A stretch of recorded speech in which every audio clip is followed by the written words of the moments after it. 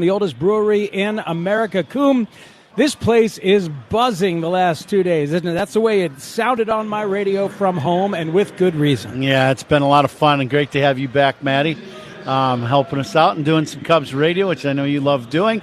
It's been a lot of fun. As you know, when you get Dodgers, Yankees, and some of these teams in, and all the teams are relevant, we're all looking to go to the playoffs and make a big splash in playoff time.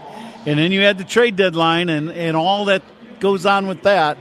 It's been a lot of fun these last few days. And, oh, by the way, the Cubs have played really good baseball against the Dodgers the last 2 days. All the headlines said, hey, Tarek Skubal debuts and he strikes out 6. But, oh, by the way, it's the Cubs who got the best of him and the Dodgers. How'd they do that last night? How did they win against the best in the game? There's that guy, Javier Assad, who, you don't hear a lot about, but he just goes out and pitches good night after night after night. For a career, he's in the mid-3s ERA, and he gave the Cubs a great chance to win against Skubal. He did not get the W because he came out in the middle of the sixth inning, but he pitched great baseball. The Cubs got a few key hits, and on a night where the wind's blowing out, he's a sinker ball guy. In the middle of the game, he had 11 ground ball outs in the game. That's a winning combination here at Wrigley, and the Cubs offense did just enough against maybe the best pitcher in baseball to win a ballgame. Much respect to Javier Assad. Keys to the Game is sponsored by Heat and Frost Insulators and the Illinois Regional Insulation Contractors. Visit local17insulators.com. And by Toyota. Visit your Chicagoland Toyota dealer or toyota.com today. Left-hander Eric Lauer is the starter. So Tyrone Taylor gets his second start in a row, but this one at center field. Pete Crow Armstrong, Coom, is a DH for the second time in his MLB career. What do you think? Well, I think for Pete, it makes sense now that the Cubs have a viable option to play center field. You want Pete playing every day, and he does play every single day. But there comes a time, if you want him to stay fresh mentally, not really physically, but mentally, you got to give him a day here or there. So he's going to DH today. You don't want his bat out of the lineup, that's for sure, the way he's been swinging over the last couple months. But Lauer today, against the righties, he's going to fade the fastball. Four-seamer, it's kind of straight, but it fades a little.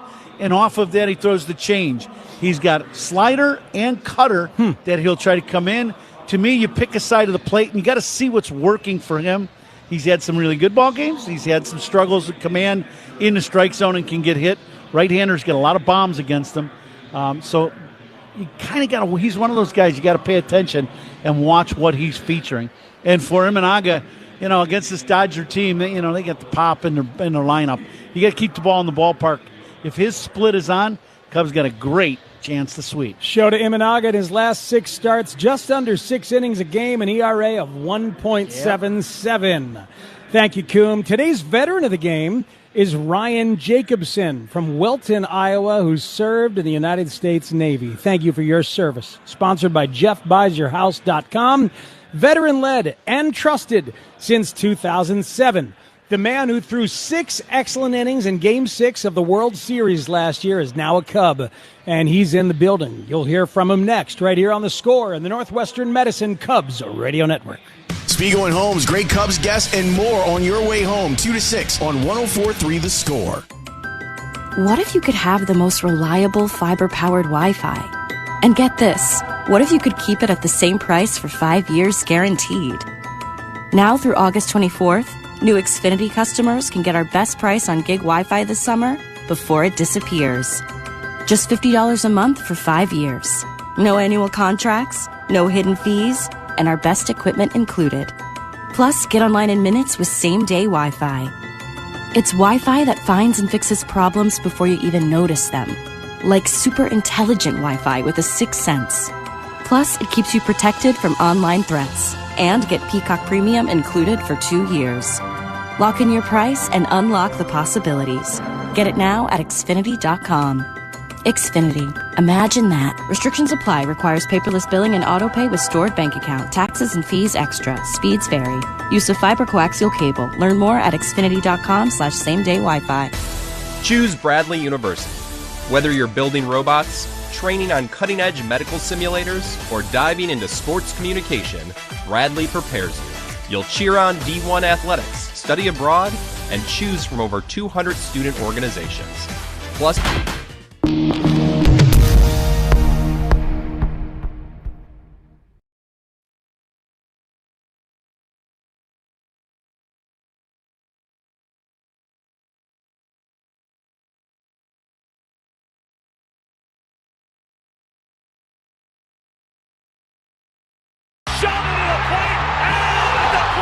Pop quiz. How do you go from Captain Clutch to the Iron Horse through a milestone and a marathon?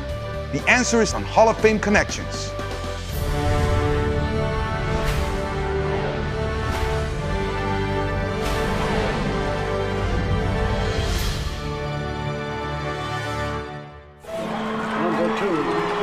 The captain, Derek Sanderson Jeter, is one of the winningest players in Major League history. He was wearing these very batting gloves when he notched one of those most memorable hits, the 3,000th of his career. Are we supposed to spit in them like they do the batting glove? No spitting. This is a non-spitting museum. 3,000! History with an exclamation point! He's just the second player in history whose 3,000th hit was a home run. The first was a former teammate from the Yankees' 1996 World Series championship team. But before he began his Cooperstown-bound career, Boggs would cross paths with another future Hall of Famer. September 6, 1995, the Iron Man played his 2,000th 131st consecutive game, surpassing the unbreakable record of the Iron Horse. Now that's how you pass the torch. Catch every episode of Hall of Fame Connections on MLB.tv and discover your own connections to the game at baseballhall.org. Puedes ser el dueño de grandes momentos del béisbol. MLB Auction te permite participar en la subasta de bates, bolas y jerseys autografiados, con artículos de tus equipos de grandes ligas favoritos, leyendas y jugadores. Visita auctions.mlb.com.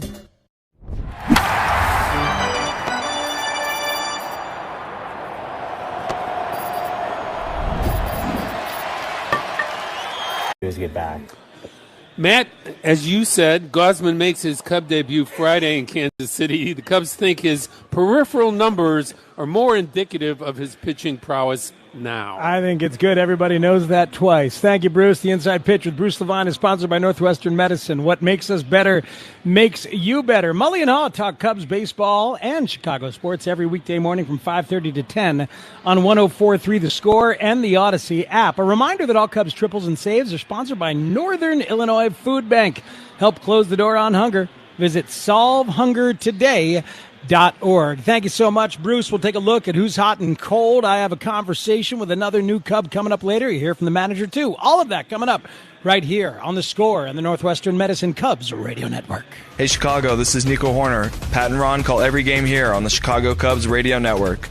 Hey, baseball fans, step up to the plate like a pro with the world's largest sports book at your fingertips. Circa Sports is sports betting the way it should be, with no bet fees in Illinois. Circa Sports brings you player-friendly pricing, enhanced in-game options, exceptional customer service, and more. Whether you're betting with the home team or scouting the next big matchup, take your swing with the Circa Sports app. Start betting like a pro from anywhere, anytime in Illinois. Download your new bookie today at circasports.com. Chicago's #1 sports morning show is Mully and Haw. They talk Cubs baseball and Chicago sports every weekday starting at 5:30 a.m. Hope. That's what this trade deadline is all about as much as anything. There's also a message to the team. We're going to make sure you get what you need. It's a very positive message for any team to get this time of year. Covering all of Chicago's teams, it's Mully and Haw, 5:30 to 10 a.m. on 104.3 The Score, and watch live on YouTube and Twitch.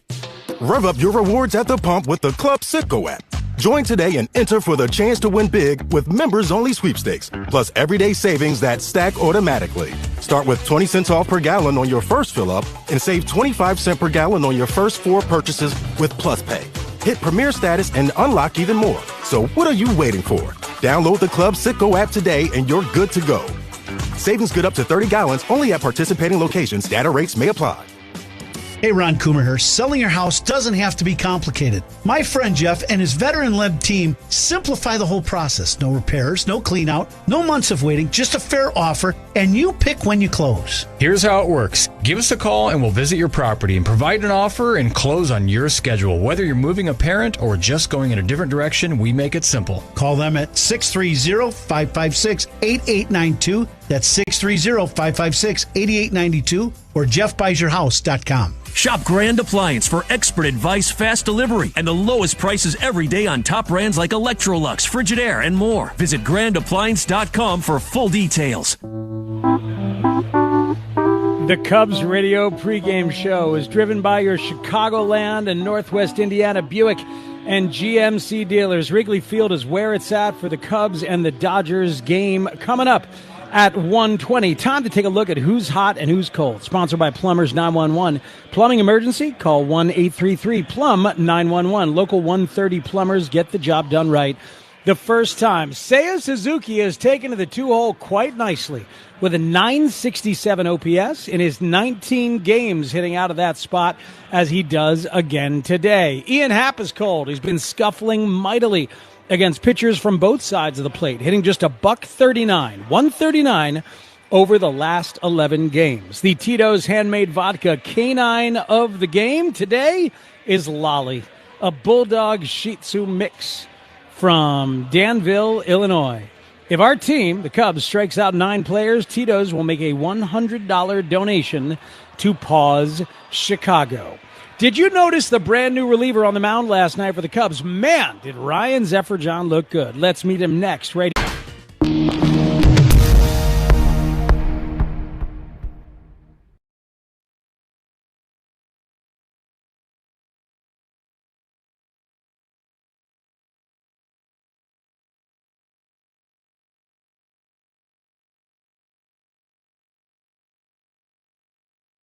The MLB app.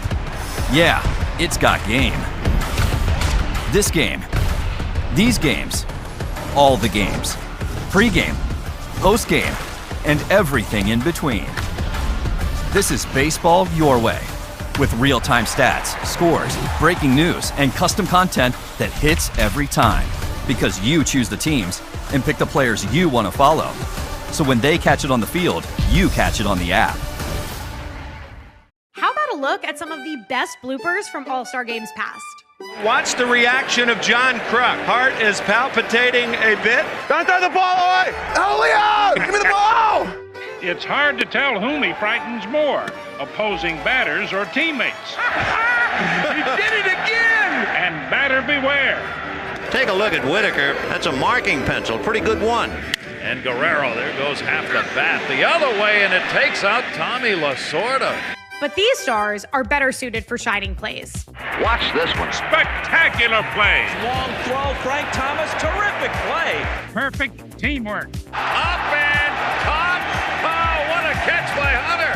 It is a home run. One of the biggest home runs that's ever been hit. There it is, the first grand slam in All-Star history. Man, you're gone. Ozzie gets the force. How about of salary control. He made his Cubs debut last night, pitched well, and this morning told me in the clubhouse about his experience. It was awesome. It was almost like a kind of like a little debut again. You know, the atmosphere was unbelievable out there. You know, when I was walking out to the bullpen, it was already, you know, going wild, and then obviously running out was surreal, and it was a great experience. Yeah, I wonder if that's because of the matchup as well. You think it's everything, and 40,000 people, it's a big deal. I mean, I've heard that's every night. You know, I think obviously, you know, who we're playing probably helps, but I think, you know, playing winning baseball, you get that every night, and it's going to be a great experience to see every night. How does it work for you? Does that affect your arm slot, focus, control? What does that do to you? Nothing for me. I'm pretty calm, cool, collected out there, kind of stay the same, you know, be in the moment right then. So, you know, I think it might help me a little bit. You know, that adrenaline sometimes gets you going, and being able to stay under control while having that helps a lot. Sometimes you can get out of control with it, but I think, you know, having a level headspace is big for me, and, you know, that just only helps with the crowd and behind you every time. Your fastball has some crazy statistics about it this year. Is your fastball the same this year as it's been in your career, or has it changed a little bit? I think it's the same. You know, I see myself as kind of just like I have a little bit of like a wandering arm slot. You know, sometimes I get a different fastball every pitch. You know, just, you know, kind of depending on how it comes out. You know, so I think just trusting it and being in the zone with it is kind of like why the fastball's been good this year. You know, I think pass I learned the off speed the last few years, and it's been so good that it's like I've leaned on that so much, and not knowing how good my fastball is. So just, going back to that and just throwing it. Sometimes it runs, sometimes it cuts. It just depends. And as long as it's in the zone, I'm happy with it. So and you're talking about that sweeper as the off speed? Sweeper and cutter, yeah. Both of them. Yeah.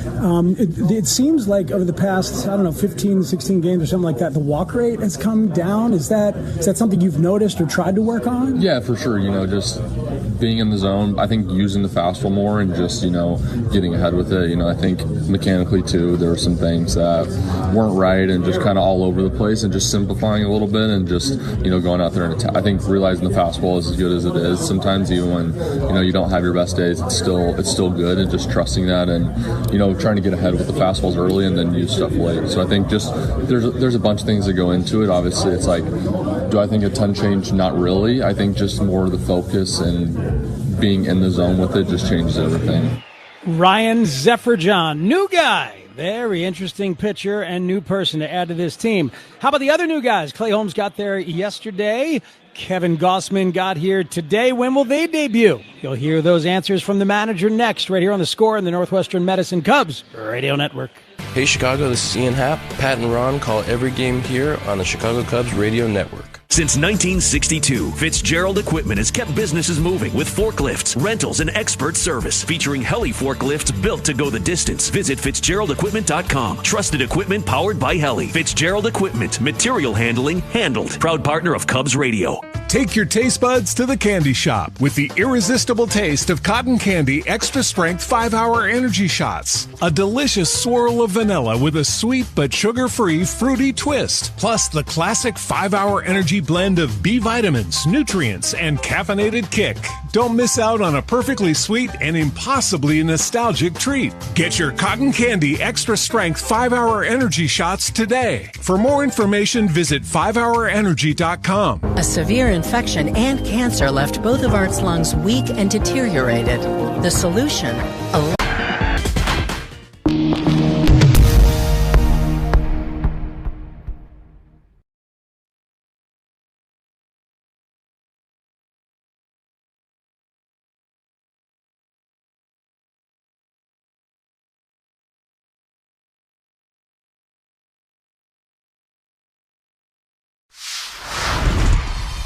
Here we are, Arlington, Texas.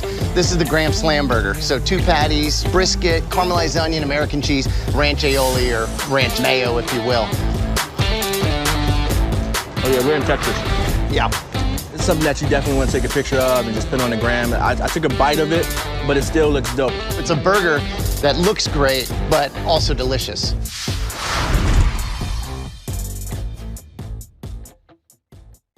All your favorite games from MLB Play are back, bigger, bolder, and better than ever. Test your skills with daily puzzles like MLB Pickle, the Ultimate Mystery Player Challenge, and Immaculate Grip, where stats and strategy collide. Then in Spinball, build your roster, take on your friends, and compete for the weekly prize. Or be the first to beat the streak and hit your way to the $5.6 million jackpot. Plus, the all-new Daily Walk-Off. Lock in your players by category for the walk-off win. The game's official home for games is MLB Play. Only on the MLB app and MLB.com. You know, we like to stay on topic here, but Squirrel. What? Where? Squirrel. Where? Oh, no. How about that? That went right up into the batter's eye, into the camera position. How about that? Whoa, that one will fall into the White Sox dugout. Well, it looks like he's still aggravated about being traded away. She's so excited she just threw it back. That was off the ledge, too. We can't get that down. How do you get out, though? That's the problem. There's no exit.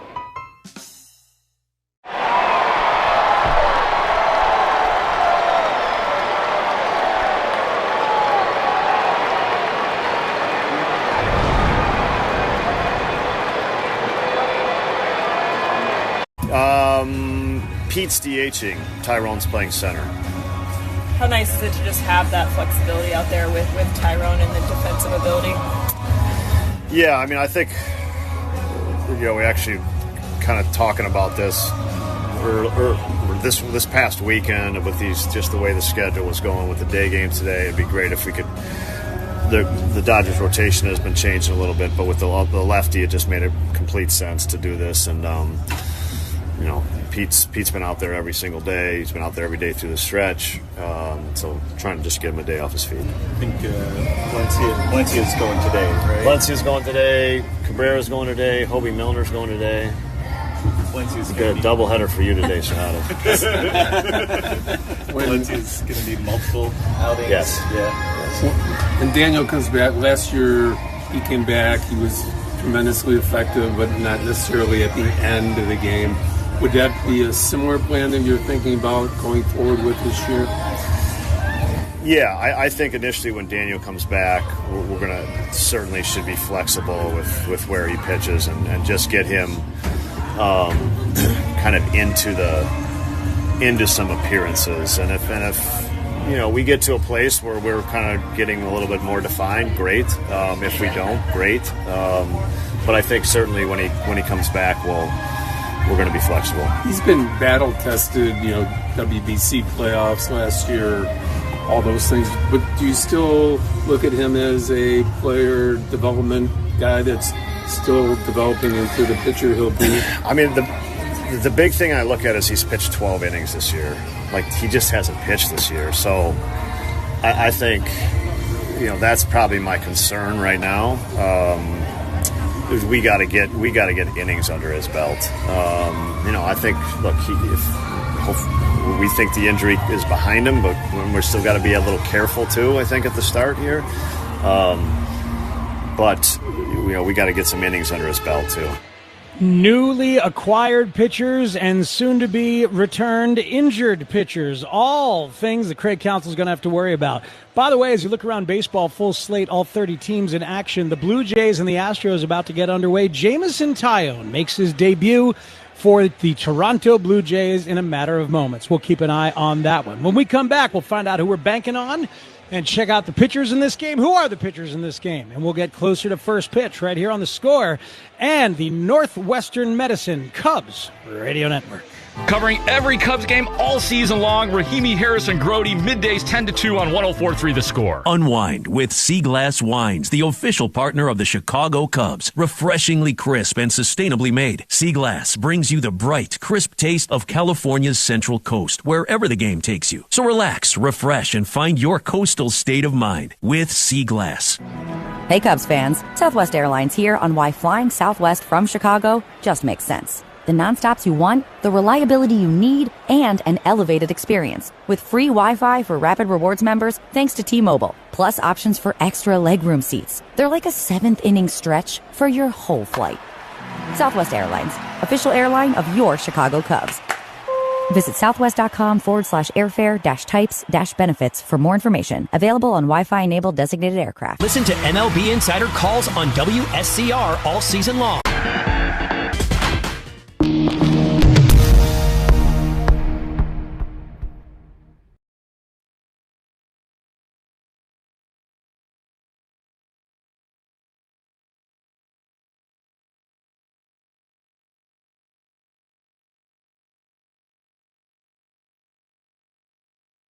All your favorite games from MLB Play are back, bigger, bolder, and better than ever. Test your skills with daily puzzles like MLB Pickle, the Ultimate Mystery Player Challenge, and Immaculate Grip, where stats and strategy collide. Then in Spinball, build your roster, take on your friends, and compete for the weekly prize. Or be the first to beat the streak and hit your way to the $5.6 million jackpot. Plus, the all-new Daily Walk-Off. Lock in your players by category for the walk-off win.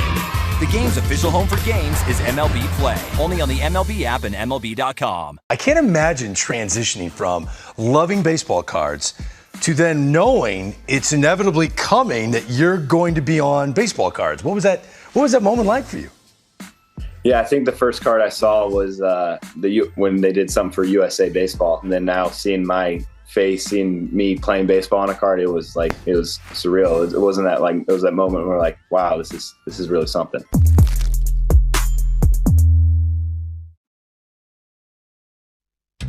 They must have run out of spoons. One of them's using a fork, the other one's using a knife. Doesn't matter. You can still make it happen. It's feeling those guys can field a ground ball, bat lead off, steal some bases. Talking about Elvis Andrus? Is there another Elvis? Oh. Look, I know the highlight here is Brett Sullivan hitting the homer. Just tough to ignore the high wire act that we just saw unfold out there in the bullpen. And, he tried to put it back in the glove. Oh, that's a great move.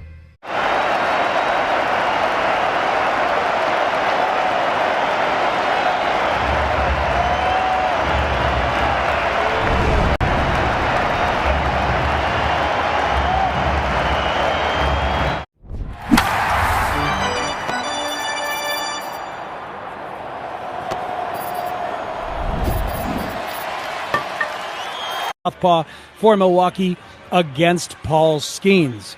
Cubs baseball is next with the Hall of Famer himself, Pat Hughes, and Ron Coomer right here on The Score and the Northwestern Medicine Cubs Radio Network. I'm you with more gusto. Nice. Who's that? New social media manager. Hired and onboarded with gusto. And spoiler, we're kind of famous now. Wait, we're famous? Oh, well, I'm famous. Payroll, benefits, and HR. Designed and built for small businesses. Choose a future with gusto. Hey, Chicago, Coom here. Stats don't lie. Want MVP numbers in a light beer? That's Yingling Flight. 2.6 carbs, 95 calories, crisp, refreshing. That's elite efficiency. Other beers, padding stats with extra carbs, no flavor. Care about your beer stats? The choice is obvious. Yingling Flight is dominating. Numbers don't lie, Chicago.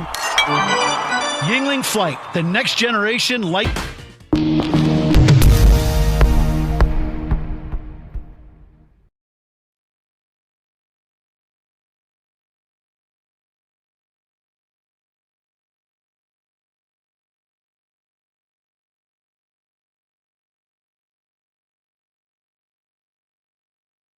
Biggest thing we're bringing is a brand new Tony Gwynn drop I did with his estate. So we just signed a deal at therealist.com to actually go through his entire archives, present them, and auction them off. And to announce it, we did this limited edition 1994 The Lost Season card. Because, between August of 93 and May of 95, Tony Gwynn batted .406 in 162 games. So in the back, we have the stats of what could have been.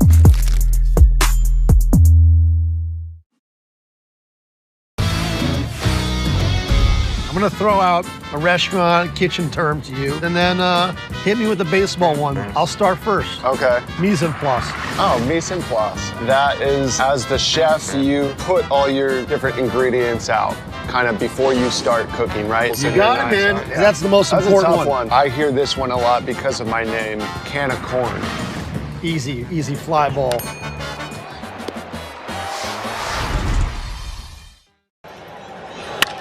And there's a drive. High, deep, all the way back. Deepest part of the ballpark. And that baby is gone. Habanero, another monster shot. And the Rays are on the board. They're going to factor that one at 453. Yeah. Every bit of it. And that banged off of a catwalk way up there, too. And this one is almost straightaway center field. Fourth player in race history with multiple 30 home run seasons.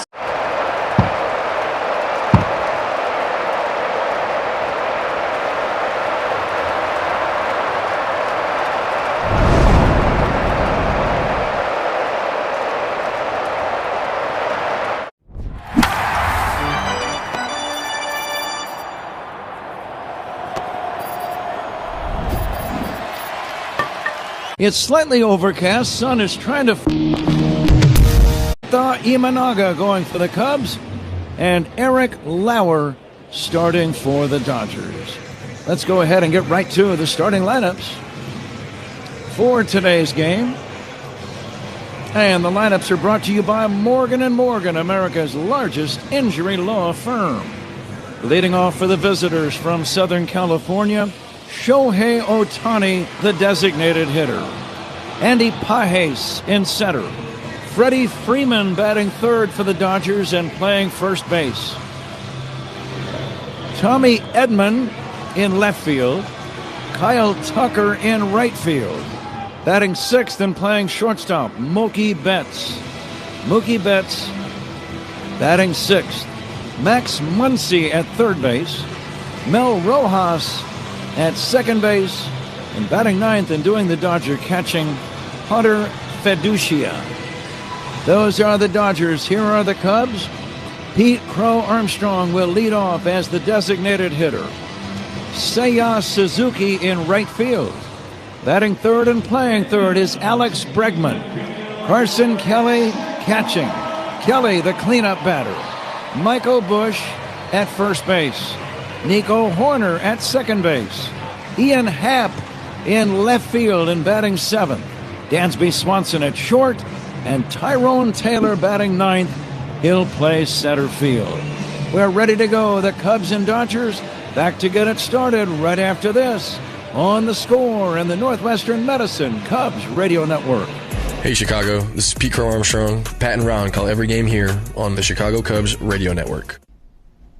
When only the best will do, choose Regal Select from Benjamin Moore. With rich color, smooth coverage, and unbeatable durability, Benjamin Moore is paint that performs. Stains wipe away easily, and the finish stays beautiful for years to come. Available in 3,500 colors and exclusively at locally owned Benjamin Moore stores. Ready to transform your space? Visit BenjaminMoore.com to find a retailer near you. Regal Select, trusted by pros, loved by homeowners. Southwest Airlines is the official airline of your Chicago Cubs. And you can bet your sweet Cubbies we fly to their away games. Hint, hint. It's game time, and that makes it the perfect time for a Yingling flight. Just 2.6 carbs, 95 calories, and packed with flavor. Flight's the next generation of light beer. The oldest brewery in America. Look for Flight wherever you buy beer. And Patrick, I think coming into this series, there was a lot of excitement about the trade deadline. There was also a lot of excitement just about the series. I mean, the Dodgers in town, two-time defending champ. I think Craig Counsell would take the position he's in right now with the deadline and with the series. Well, Ron, even if you sweep, you haven't won a division, you haven't won a postseason game, but in the back of your mind, you know if you sweep a team, you can play with them. Yes, absolutely. And you're not intimidated by it. And the Cubs have played great baseball the first two ball games. Let's see what happens today. Lefty against lefty. Shohei Ohtani leads it off against the southpaw Shohei Imanaga. First pitch high and inside, ball one. Backing Ohtani away. The ball eluded the catcher Carson Kelly. Shohei 3 for 8 in the series. Big, strong, left-handed batter. Holds that bat out in front of his shoulders. Very strong. Shota's 1-0. That's going to be a strike. Ron, as you think about Imanaga facing these Dodgers today, what's on your mind? I think I've got some old teammates that pitched that I played with for many years that would have liked that first pitch of the game. He came up and into Ohtani. 1-1 pitch fouled away, 1-2. I know there's some of my friends that went, yeah, we were teammates. We aren't anymore. Mm-hmm. but I think for Imanaga, he's been great here as of late. The split finger and the two-seam fastball have been something that have been really good. Adding a pitch to the repertoire and the good split finger as he throws a hook there to Ohtani and just barely makes contact. But the other key to this whole series and what's been going on is keeping the ball in the ballpark here for Imanaga today. Wind blowing out as you say that, Ron. Warm Wednesday afternoon. Fastball is just outside. 2-2. Eric Backus behind home plate today. Called that one wide, and he was right. Shota brings it 2-2. It's taken high, ball 3. Very warm day. A little on the humid side, cloudy. They've got the lights turned on early in the afternoon. And now the payoff pitch. Swung on, hit in the air, deep right field. Back is Suzuki. That ball is gone. It's a line drive home run. Shohei Ohtani lining one straightaway right into the first row of seats. And the Dodgers have taken a 1-0 lead. Imanaga tried to stay away. He came up and in, really not intentionally, but threw a pitch up and in the first pitch. Then tried to stay away with pitches on the outside corner off the plate away. He wanted the same thing, didn't quite get it there. This one catches the outer third of the strike zone, and Ohtani just blasted that ball. That's a line drive bullet to the bleachers and right. It did leave the park in a hurry. You're right, Ron. as Andy Pages will take a strike. Pages 1 for 8 in this series. Shohei Ohtani now with 25 home runs, 68 runs batted in. Outside for a ball. Without looking, Ron, who would be, in your opinion, the leading RBI man on this Dodger team? Here's the 1-1. High fly ball to center, playable. Taylor drifting in. The center fielder will make the catch. PCA is not injured. He's going to be the designated hitter today, but he is not playing defense, at least not early in the game. One away, and here's Freddie Freeman. I would say it should be either Ohtani because of the homers or Freeman. But Ohtani hitting leadoff, that makes it very difficult. Would it surprise you that Andy Pages, with 74 RBIs, leads their team in that category? Here is Freddie Freeman pulling a bouncing ball foul. It's a deep lineup. There's no question about it. I'll say this. In this series, the guy that's played the best baseball so far for the Dodgers has been Pages. He is. How about the plays he made in yesterday's game to keep the Dodgers in the game? The 0-1 pitch lifted to deep left center. Back goes Taylor on the warning track in left center. Makes the catch. Right over near the 368 marker. And we can say, without a doubt, the ball is carrying very well at Wrigley today. Yeah, neither team took batting practice today, but, you know, you don't need to take batting practice for us to know hot, humid day and the wind blowing out the straightaway center. The ball is absolutely going to fly out of Wrigley Field today. Here's Tommy Edman hitting .293, former Cardinal, switch hitter batting right-handed, taking low and inside for a ball. First inning, powered by Invesco QQQ. Let's rethink possibility. Invesco Distributors Incorporated. Warm day in Chicago, 80 degrees at game time. Curveball misses. Game time temp brought to you by Four Seasons, your trusted local experts for heating, air conditioning, plumbing, sewer, and electric. Here comes the 2-0 from Imanaga. Edman takes a backdoor hook for a strike, 2-1. Boy, good pitch. 2-0, and then you're able to paint the outside corner with a curveball. Shota has a very quiet delivery. Here's the next pitch. Swing and a miss. Nice changeup. 2-2 on Edman. He hit a 3-run homer in his first at-bat on Monday night in the series, and he has not had a hit since. I think if he just missed that split finger by 1.5 feet, I'd throw another one. There you go. There it is. Swing and a miss, strike 3. Dodgers take the immediate 1-0 lead on the leadoff home run by Shohei Ohtani, but nothing else. After a half, Dodgers 1, Cubs coming up on The Score and the Northwestern Medicine Cubs Radio Network. Hey Chicago, this is Dansby Swanson. Pat and Ron call every...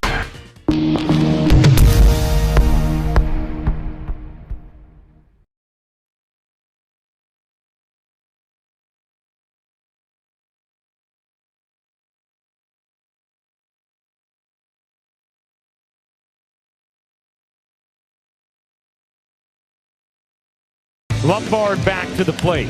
Hit in the air, deep left field. Torres back. George Lombard Jr. has entered the yard and left it. His first big league hit, his first big league homer. And the dugout's going nuts. This is some debut. You know, you dream of this since you're a kid, and then it comes and it's all coming through. How much more do you want to be impressed? It was an 0-2 pitch.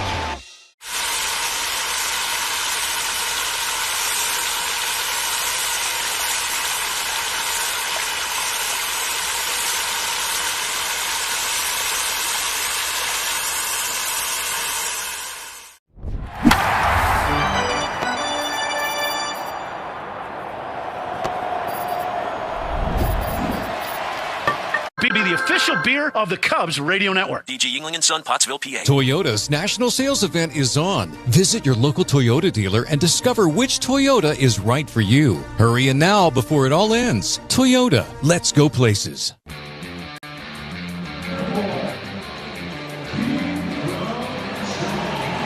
Cubs leadoff man is Pete Crow Armstrong. Leadoff man presented by Benny's Beverage Depot. If PCA gets a base hit, Benny's Beverage Depot will donate $200 to service dog charities. If you can't find it at Benny's, it's probably not worth drinking.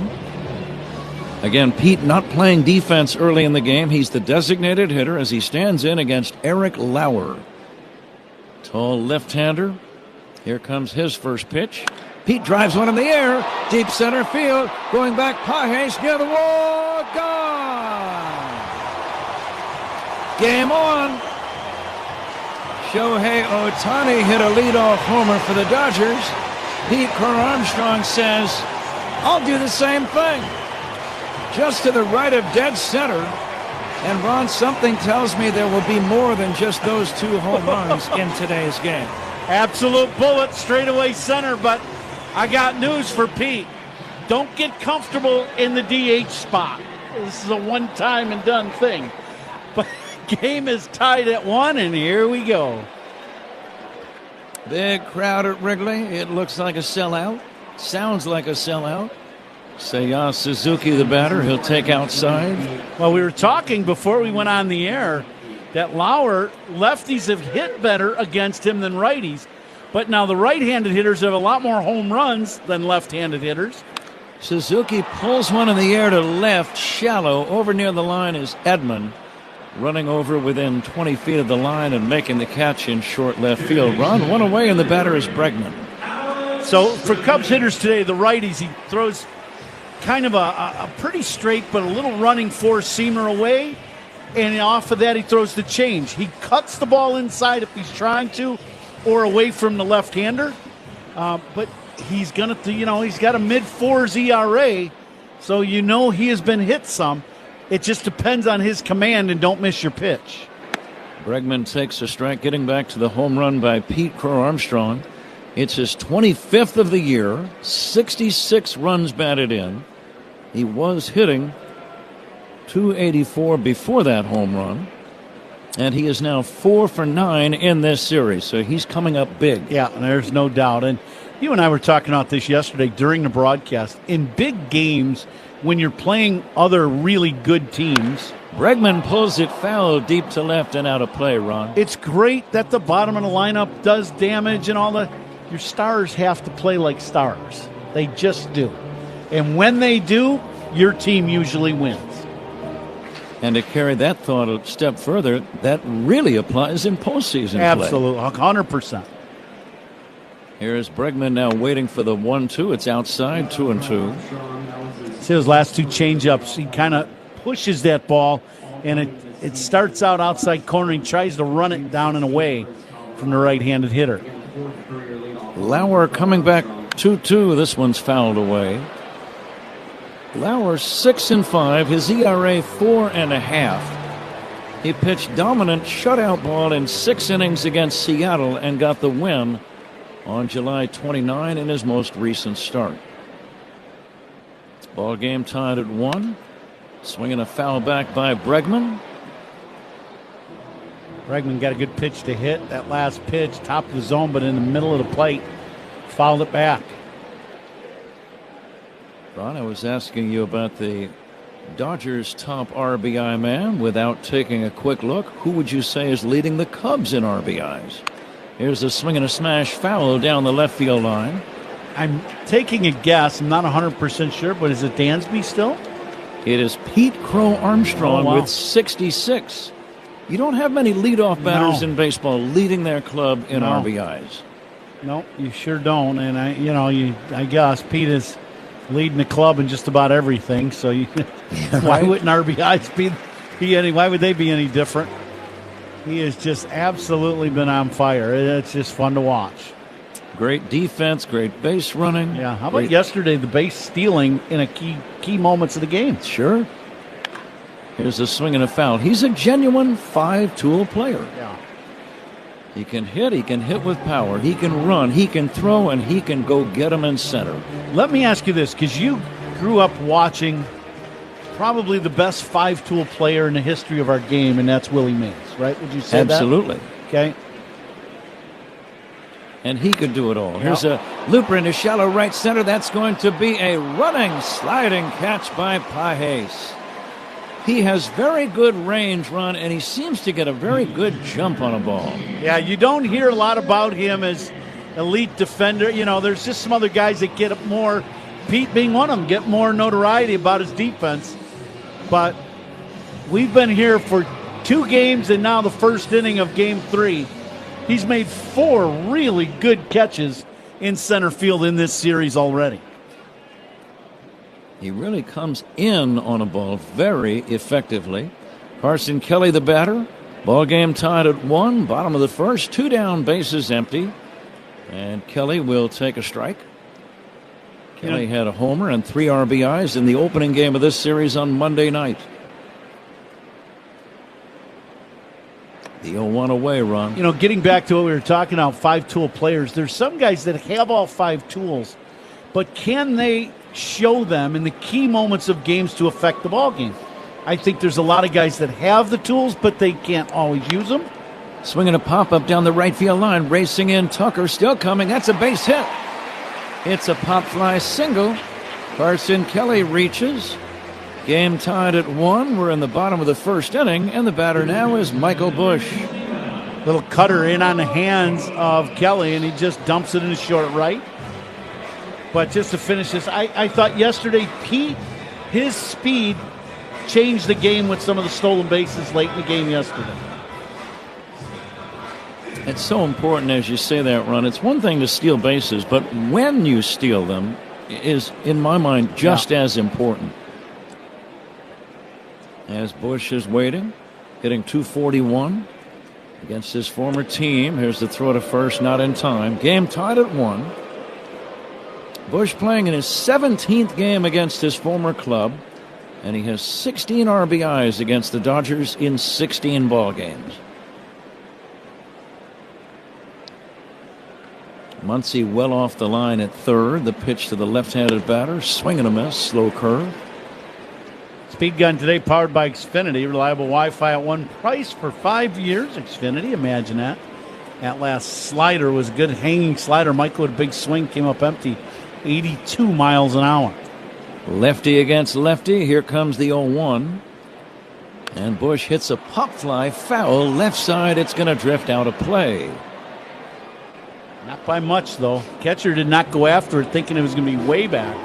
The wind blowing out to center really affects the ball at Wrigley Field, going back behind home plate and down the lines to the stands. With the wind blowing out to center, it pushes everything back into the field of play, and by a lot. A good rule of thumb for a defensive player, don't take anything for granted at Wrigley. There you go. Now the 0-2. The pitch by Lauer. Curve fouled away. That ball hung a little bit, but he got away with it. Great crowds at Wrigley Run. I don't see any empty seats for the 3rd straight day. No, it's been just outstanding. Last night was electric. I mean, you talk about loud. Woo. Game 6 on the homestand. The Cubs have won 3 of the 5. Both games in this series. Lost 2 of 3 to the Yankees in a very hard-fought series. Bushy's had some good looks at Lauer. It would not surprise me if he does some damage in one of these breaking balls up. Very short lead by Kelly at first, being held by Freeman. Here's a pitch rolled out towards second, scooped up by Rojas, and he'll throw to first in time. Cubs get a run on the home run by Pete Crow Armstrong. We go to the 2nd inning. Cubs 1, Dodgers 1. This is the score and the Northwestern Medicine Cubs Radio Network. Cubs talk to start your day. Mully and Haw, mornings, 5:30 to 10.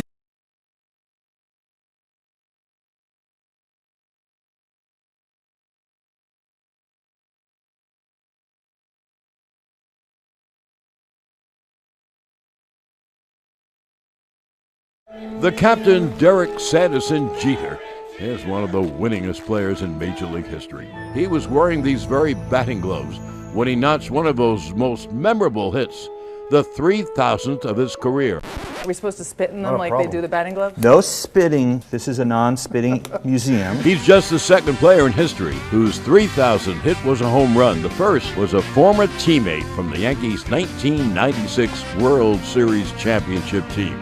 But before he began his Cooperstown-bound career, Boggs would cross paths with another future Hall of Famer. September 6, 1995, the Iron Man played his 2,000th 131st consecutive game, surpassing the unbreakable record of the Iron Horse. Now that's how you pass the torch. Go to baseballhall.org to plan your visit to the National Baseball Hall of Fame and Museum in Cooperstown, New York, and catch every episode of Hall of Fame Connections on MLB.tv. Got to get yourself ready. Yes. Raspberry that all come blasting together for a seriously refreshing shot. Ignite your taste buds with the flavor of the summer. Get a Firework Freeze 5-hour energy shot today. For more information, visit 5hourenergy.com. Hey fans, why does flying Southwest Airlines from Chicago just make sense? Reliable, flexible, enjoyable. We're full of ibbles and obbles and proud of it. Our second inning is brought to you by Seaglass Wines, official partner of the Cubs, bringing the California coast to you. Wherever you are, 1-1 the score here at Wrigley. Pete Crow Armstrong, his fourth career leadoff home run after Shohei Ohtani hit his 35th career leadoff home run. Here's Pat Hughes.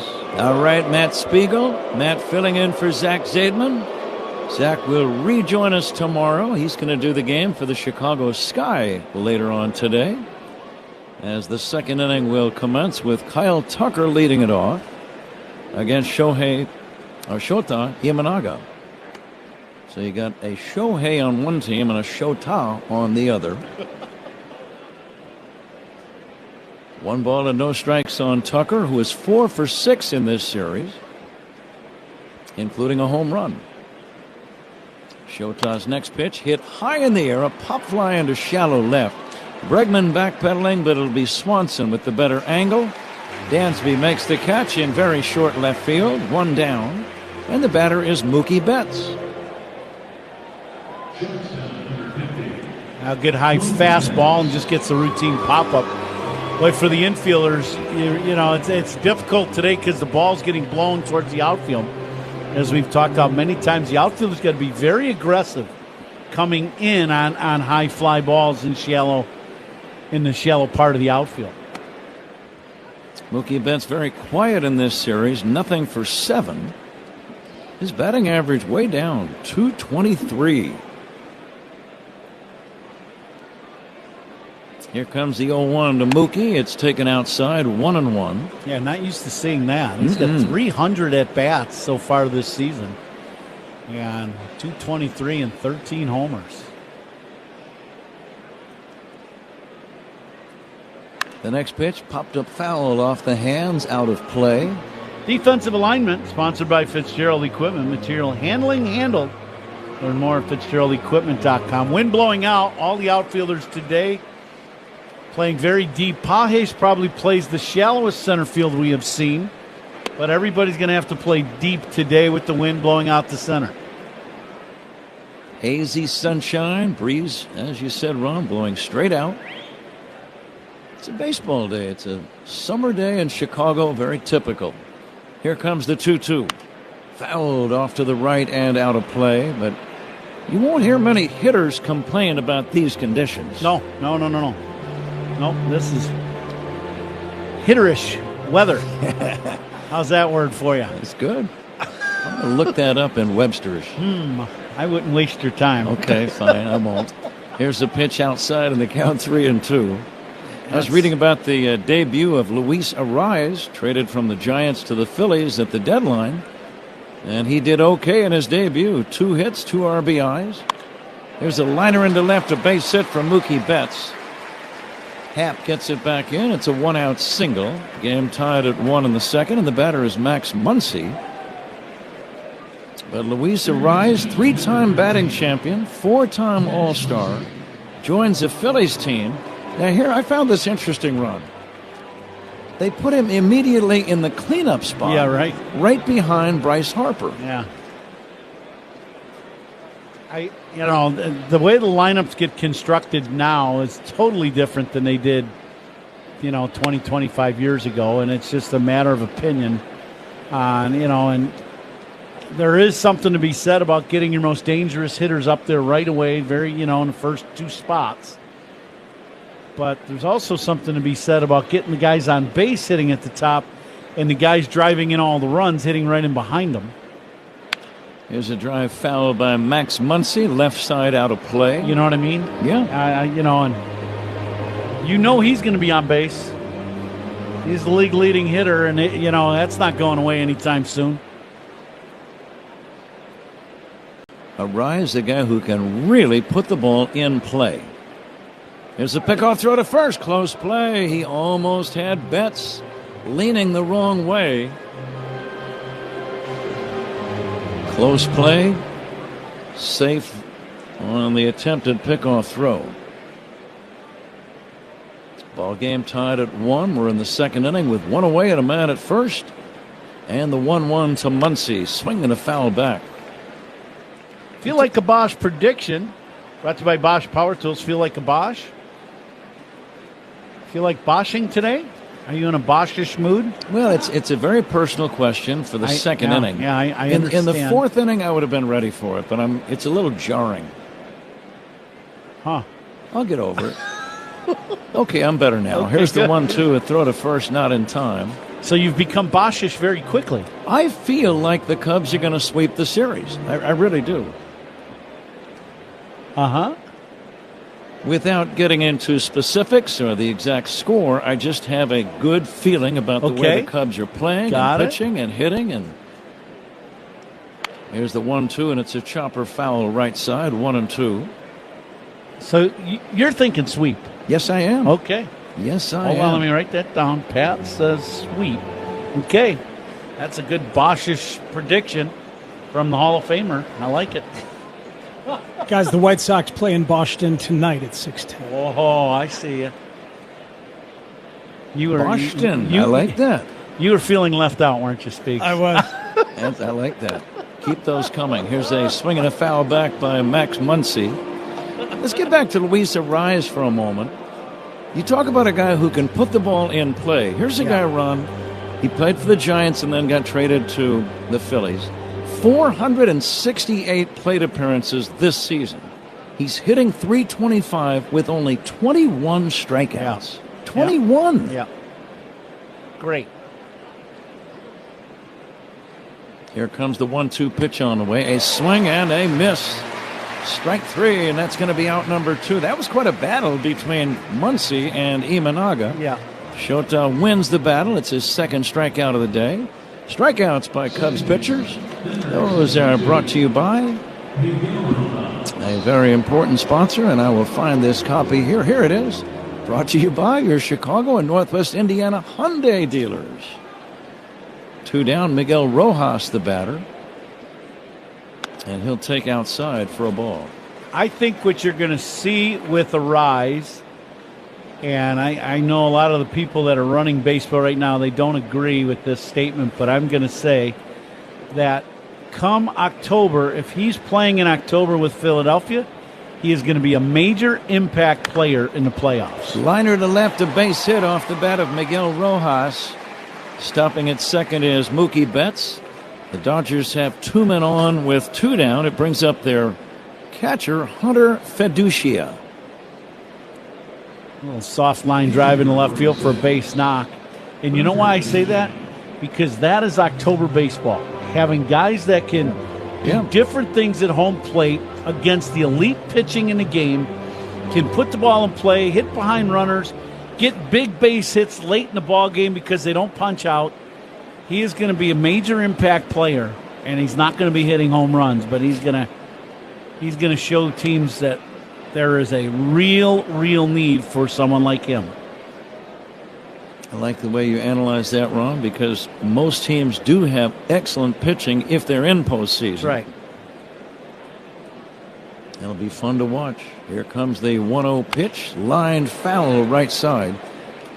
Now, Matt Spiegel, I want you to come in and comment on this. I think the great walk-up music for Luis Arise would be the jazz tune of Rise by Herb Alpert with the trumpets, and it's kind of jazzy.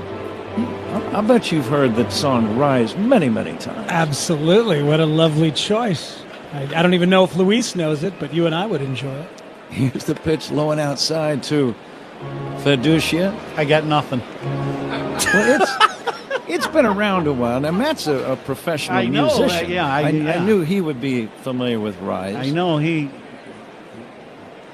sings all over the city, so Spigs, don't be bashful now. You do have a microphone in front of you. Now the 2-1.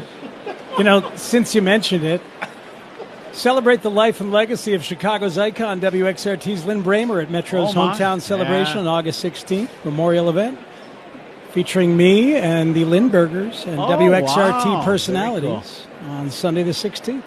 3-1 pitch, line toward right, coming in. Suzuki makes the running catch. The Dodgers threaten with a couple of singles, but they leave a pair. We go to the bottom of inning number 2. Cubs 1, Dodgers 1 on The Score and the Northwestern Medicine Cubs Radio Network. Every strikeout and home run is heard right here on 104.3 The Score and the Cubs Radio Network. Plumbing emergency?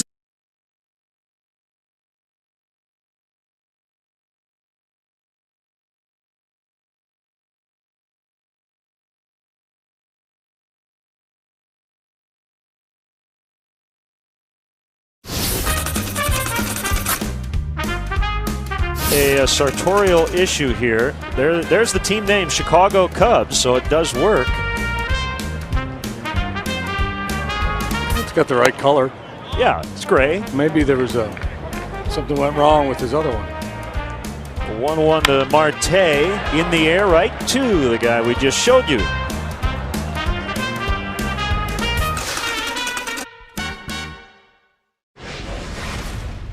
First outing as a Dodger is in the books for Tarek Skubal. He strikes out 6, he walks 2, gives up a couple runs, the home run in the 3rd, and then the tough luck infield hit in the 6th. And Luis Arraez make a debut. He's 2 for 2 with 2 runs batted in, and it's 2-0 Phillies. Welcome to the Rays, Liam Hicks. A grand slam! Advanced fraud monitoring and secure digital banking to protect you today, and dedicated personal bankers to protect your tomorrow. I'm impressed. So bubble wrap, huh? Yeah, came with my couch. Financial protection for today and tomorrow. Old National Bank. Just another reason to get old. Member FDIC. Hey, Cubs fans, make history with your business in the Village of Bedford Park. To learn more, contact Adam Colopy at ACOLLOPY at villageofbedfordpark.com.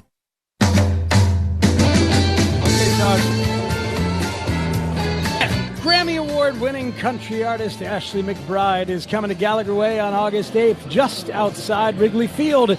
General admission and VIP tickets are available. Get tickets at GallagherWay.com. Just to finish that thought on the Lynn Bramer event, tickets are available for the 16th of August at MetroChicago.com. Here's Pat Hughes. Nico Horner to lead off the bottom of the 2nd inning. Game tied at 1.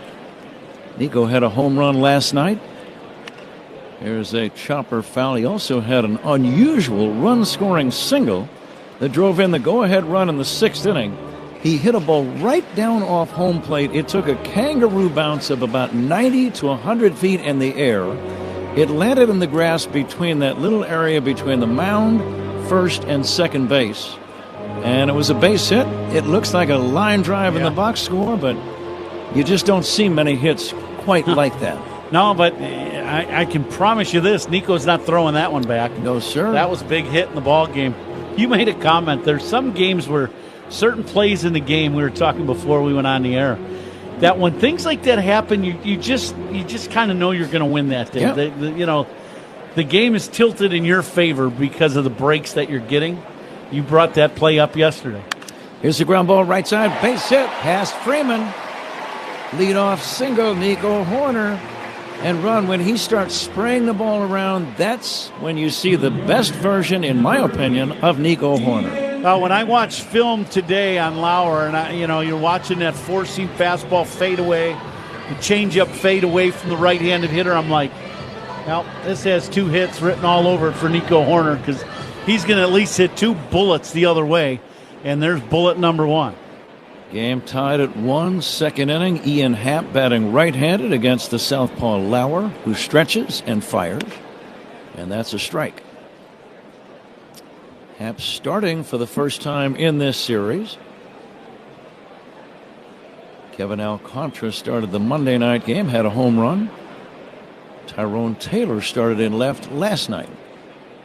And now the 0-1. Happ swings and misses. 0-2. Ian's had a little bit of a struggle hitting left-handed this year. And Cubs have made some moves to, with Taylor, he's probably going to play a little bit against the left-handed starters. Happ takes a low and outside. Didn't miss by much. There's a 90-foot gap of space on the right side of the infield right now for Ian Happ. Rojas, the second baseman, way over behind the bag. Freeman holding the runner Horner at first. And now the 1-2. Outside, it's 2-2. Couple pitches, both fading away. One fastball, one breaking, or one changeup to Ian just off the plate away. Just a gentle breeze blowing straight out to center. And now the 2-2 from the southpaw. Popped up. Shallow left. Backpedaling is Betts. And he'll give way to the oncoming Edman, the left fielder. And he makes a routine catch, and that's out number 1. And the batter is Dansby Swanson. It's good play by Edman in left. Yeah, that ball, Betts going out, and it was going right over his head. And not the easiest play in the world with the wind blowing out, but the left fielder who's played here many times as a member of the St. Louis Cardinals knew exactly what to do. Came in and made that play easy. Cubs trying to sweep this series. Cubs find themselves 5.5 games behind Milwaukee for the division lead. Milwaukee plays tonight at home against the Pirates. Dansby Swanson pokes it foul out of play, so 5.5 behind the Brewers, but the Cubs are the wild card leader by 4 games over the Phillies and 5 over Arizona. If the playoffs began today, all 3 of those teams would be in postseason play. Cubs, Phillies, and Arizona would be the 3 wild card entrants. Now the 0-1. Instead of toss to first. It was interesting going back to the Arise thing, too, as you're talking about the playoff teams. Philadelphia, really dominant left-handed hitting right in their lineup, and they went out and got Arise. You would think they would go out and look for a right-handed bat to fill that slot. But when a guy's hitting .330, does it matter? Not really. No, he's just the best guy in the bunch that you can go get, so you go out and get the league's leading hitter. I thought that was a very good move for Philadelphia. And Arise, again, his batting average, you just don't see many guys hitting .325 these days, or even .300 for that matter. And now the 1-1. Dansby lines one down the left field line. That's going to be a base hit. It goes all the way into the corner. Nico Horner racing around third, heading home. The relay not in time. Cubs lead 2-1. Dansby Swanson, a ringing double into the left field corner. Nico showed great speed, scoring all the way from first. Boy, Cubs catch a break on this line drive double. It goes down the line and hits the warning track next to the sidewall and does not bounce into the stands over the sidewall. It hits the top of the wall and goes down into the corner. And once it does that, Nico's going to score easily. That ball, I thought, was going to hit that warning track and go into the stands, and it did not. Cubs lead 2-1, bottom of the second inning, and here's Tyrone Taylor swinging and fouling it back, swinging and missing, I should say, 0-1. Thinking about a team, though, Ron, like the Cubs are today, trying to sweep a series. Once you get the lead in that situation, I think there's that psychological factor that begins to play a role. Here's the pitch on the way, and it's hit foul. You get more confidence. The other team feels a little more demoralization. Yeah, no, I would agree. I really think that happens with younger ball clubs. I don't necessarily think I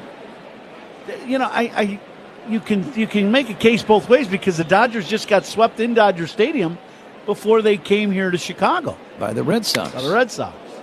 Swinging a foul.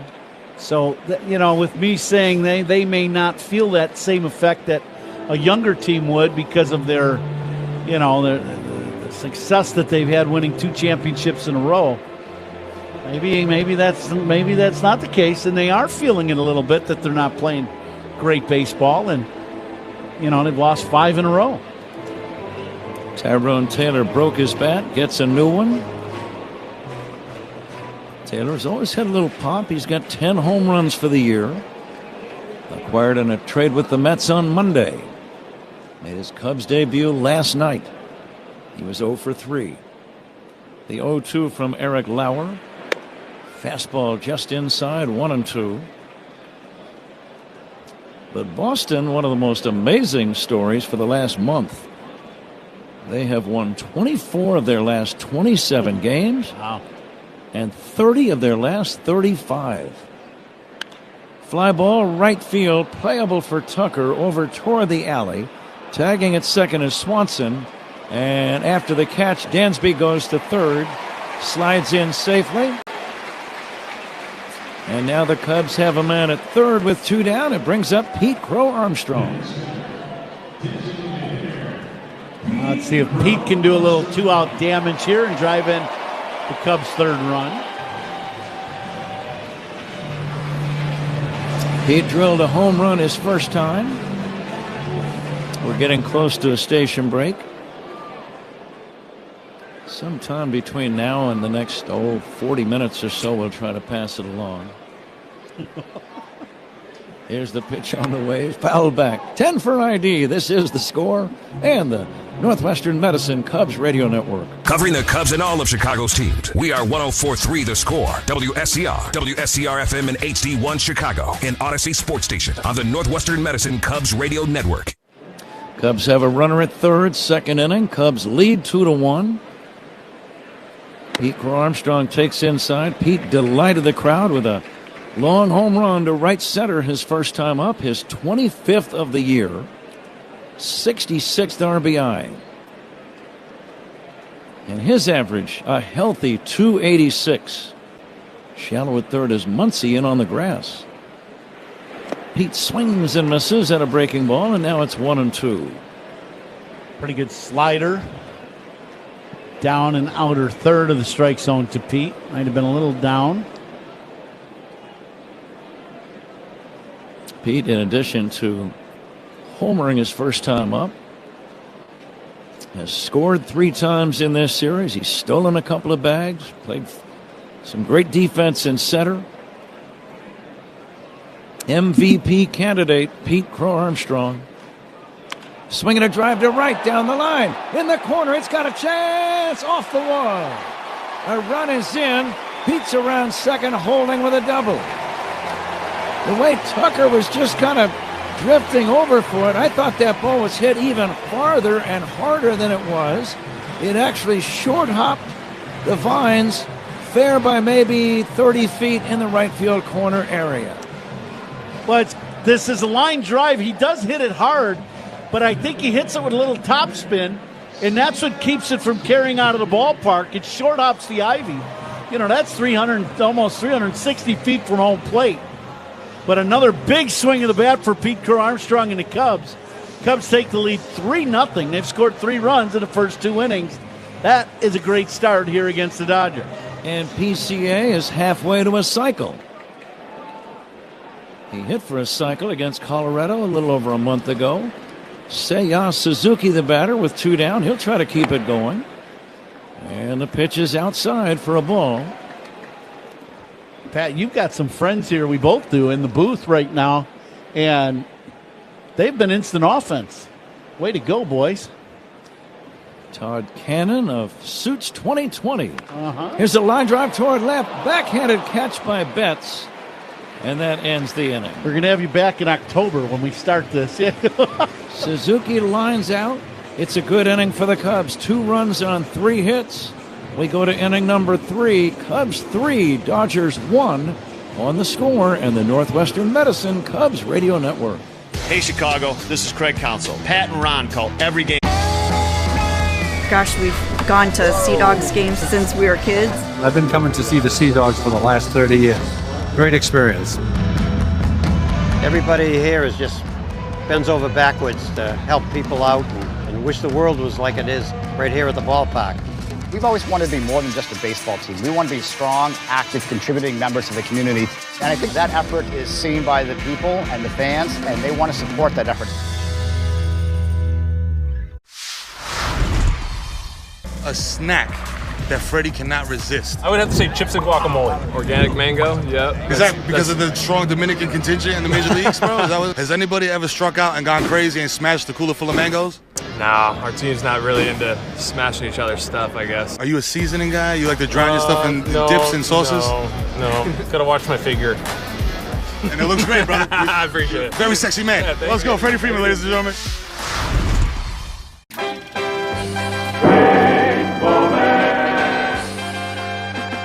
There's a shot deep to left, way back, kiss it, goodbye, home run for Andre Dawson. It's across the street, and the scramble is on. And it looked like the mailman got it. Andre Dawson delivering the mail, and the mailman getting the baseball. And you better not mess with the U.S. mail.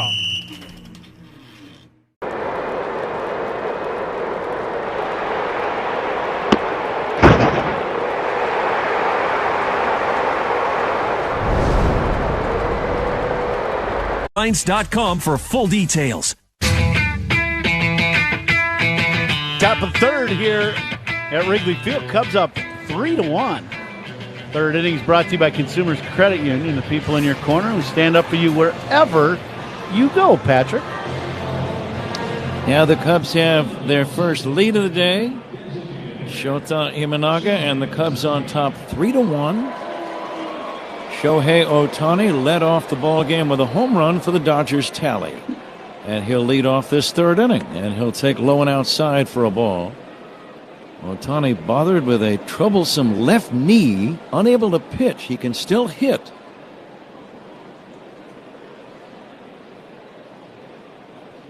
Here comes the 1-0. Ohtani dribbles one foul near the plate.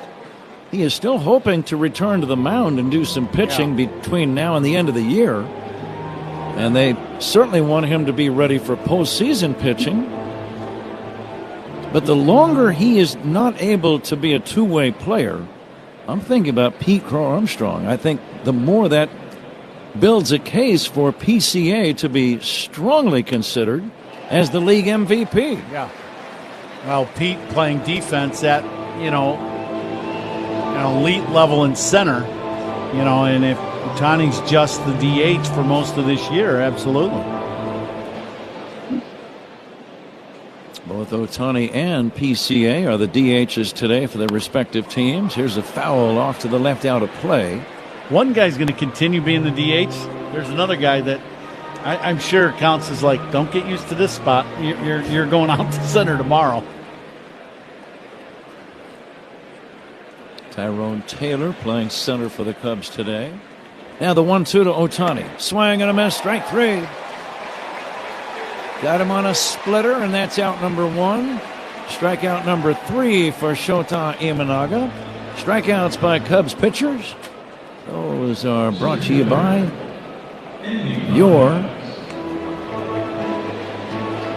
I know I had this here. Brought to you by your Chicago and Northwest Indiana Hyundai dealers. Andy Pages, the batter, hits a ground ball into left field, a base hit. Past a diving Swanson. Dansby didn't come all that close to it. It's a one-out single for Pages and the batter, Freddie Freeman. Coming to you live all season long from the Invesco QQQ broadcast booth, proud partner of the Chicago Cubs.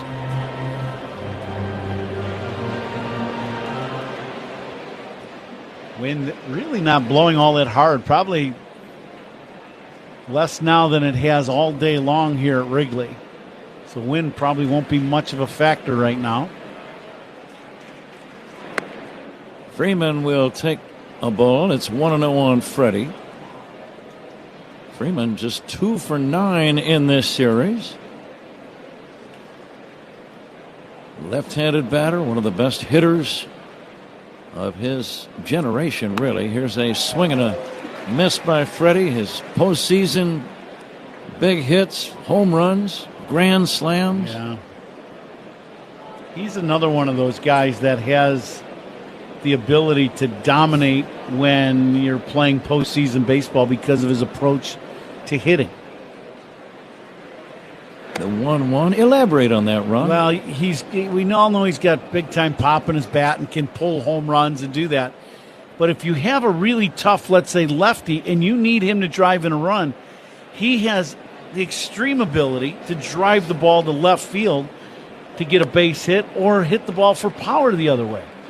And the other thing, too, is in big moments, he's not a big strikeout guy. So, that's why he makes it so tough on opposing teams come October, because there's just no one way to really pitch him. 3-1. Be careful here. Shota Imanaga delivers. Swing and a foul back. He challenged him. That is why the Cubs have been fortunate in this series, not the season, but in this series against Freeman. He has gotten pitches to hit, and he's fouled them straight back. And there are sometimes some games that just happens to you as a hitter. Cubs have been fortunate so far this series. Now the payoff from Imanaga. Here it comes. Lifted foul off to the left out of play.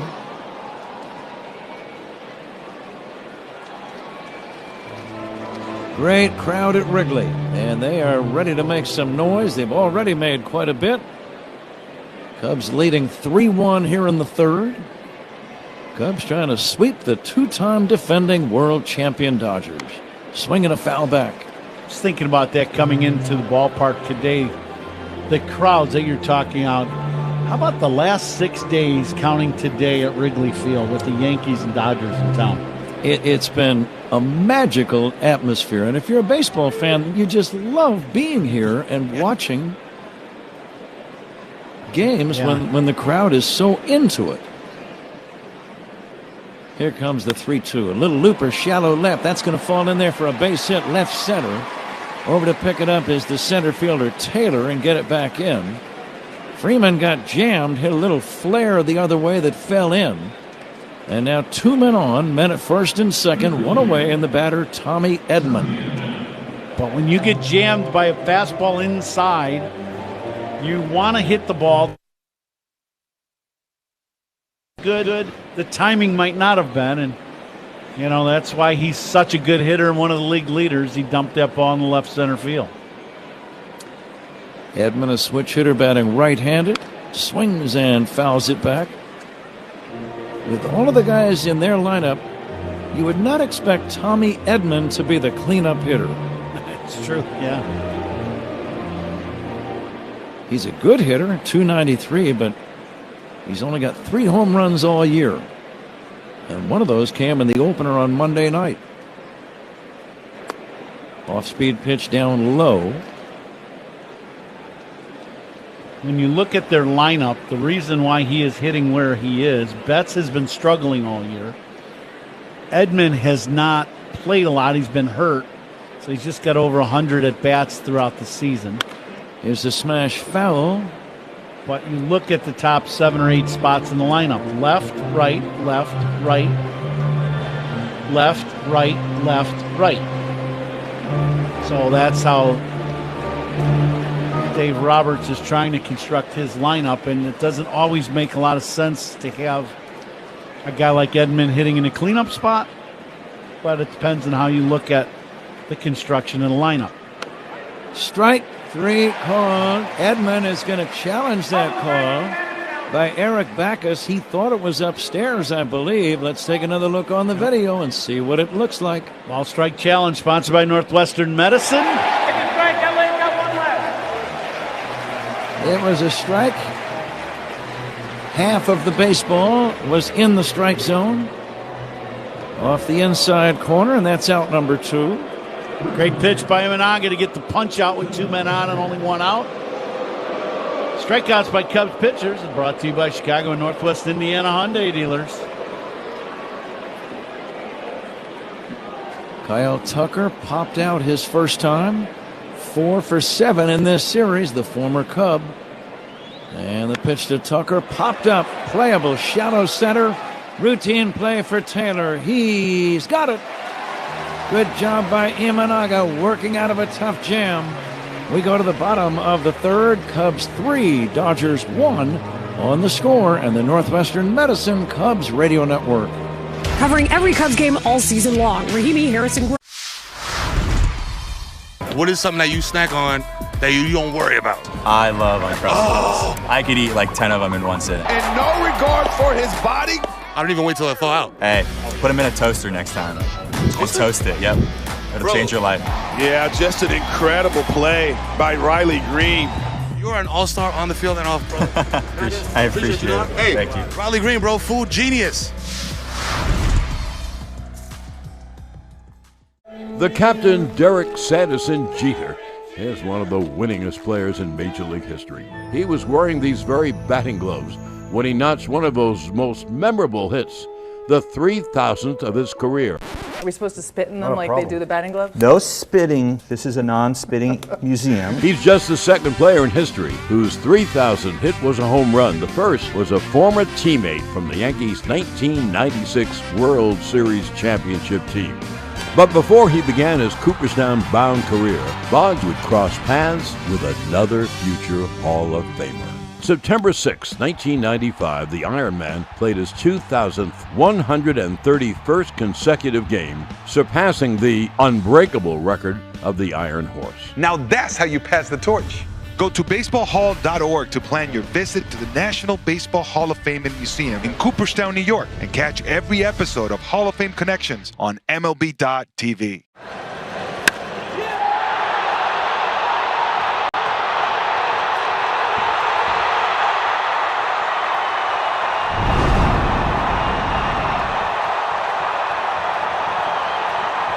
TimberTech decking and railing, everything wood should be. Visit timbertech.com.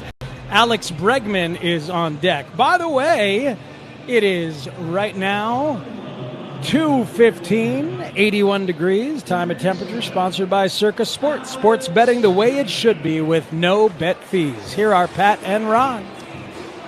Thanks to Matt Spiegel. We go to the bottom of inning number 3. Alex Bregman first up. Bregman robbed on a good play by Pajes, the center fielder, his first time. Checks on a low breaking ball. No swing, says first base umpire Brian Onora. Cubs trying to sweep the series. Wrapping up this series today. A makeup game against Toronto tomorrow. Bouncer to third. Fair. Backhanded by Muncy. Long one-hop throw in time. And that's out number 1. Ron, you played third base. Did you practice that one-hop throw, or did you prefer just to gun it all the way? Now, there were times I used it depending on the runner and depending on the way I caught the ball in my footwork. If I caught the ball on the backhand side kind of conventionally and was able to plant and then make the strong throw, I would throw it in the air. If I caught it and I was a little out of sorts with my steps, because that's just the way you got to catch the ball, then I would probably one-hop it to first base because you really just try to get rid of it as quick as possible. Carson Kelly, the batter, he'll take a strike. Cubs lead 3-1.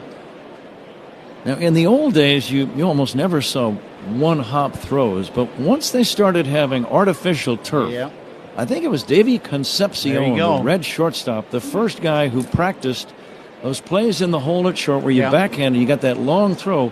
He would make it a one-hop throw to Tony Perez. Yeah, absolutely. It's when you played, and that's where I never did it in the minor leagues, and then I got to Minnesota in the Metrodome.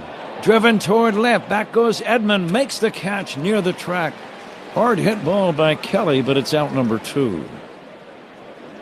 That ball's hit very hard. Had a little topspin on it. Edman able to bring that one in. But when I got to the Metrodome playing on AstroTurf, the old AstroTurf, instantly, that was one of the first things Ron Gardenhire, our infield instructor, started talking to me about is using the turf to your advantage. And I started practicing it, and it did help. There's no doubt on certain plays. Michael Busch will take inside.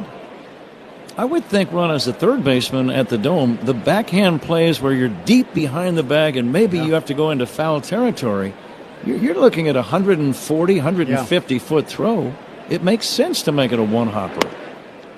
Curveball is down low, 2-0. Absolutely. I'd catch certain balls going into that turf, into foul territory, and I would just turn on the move going towards the sidewall and just look to throw it as hard as I could throw it over the mound. And if I bounced it over the mound, it was going right at first base. You just had to be accurate with the direction, and you could get rid of it in a hurry and use that turf. Cubs lead by a pair, 2 down, third inning, nobody on. The pitch to Bush is in there for a strike. One thing about Lauer, he's got four-seam fastball that it's very straight at times, and he can dart it very well on both sides of the strike zone.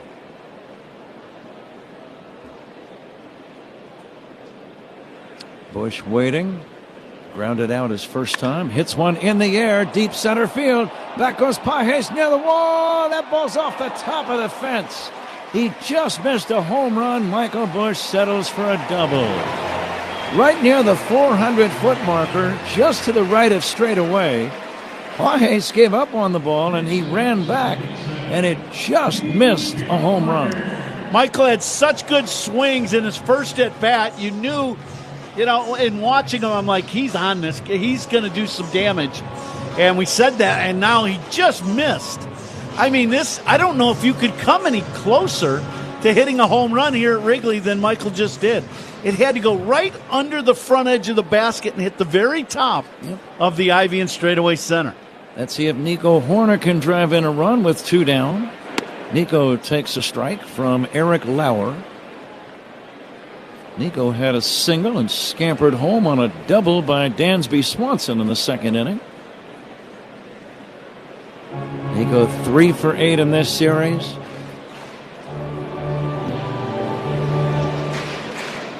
His average up to 260.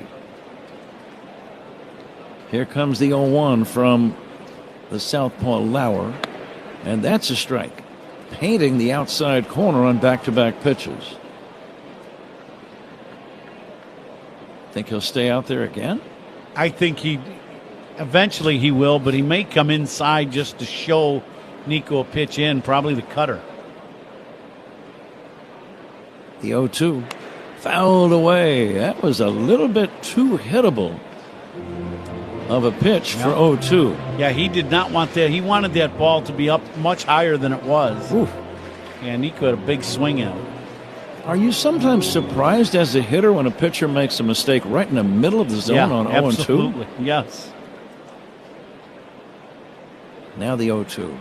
Low for a ball to count 1-2. It gets away from Fiducia, but not very far. So you've seen a couple different pitches now. You've seen some high fastballs. That last pitch was a changeup down.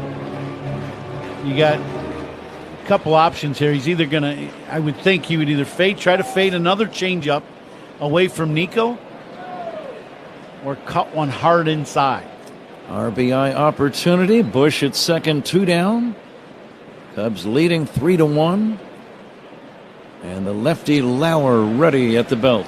The pitch, swing and a miss, strike 3, and that ends the inning. Cubs don't score. We take it to the 4th inning. Cubs 3, Dodgers 1. On The Score and the Northwestern Medicine Cubs Radio Network. Covering every Cubs game all season long, Rahimi Harrison Grody, middays 10-2 on 104.3 The Score. At some point in the day, everyone is a pedestrian. And there's a drive. High, deep, all the way back. Deepest part of the ballpark. And that baby is gone. Caminero, another monster shot. And the Rays are on the board. They're going to factor that one at 453. Yeah.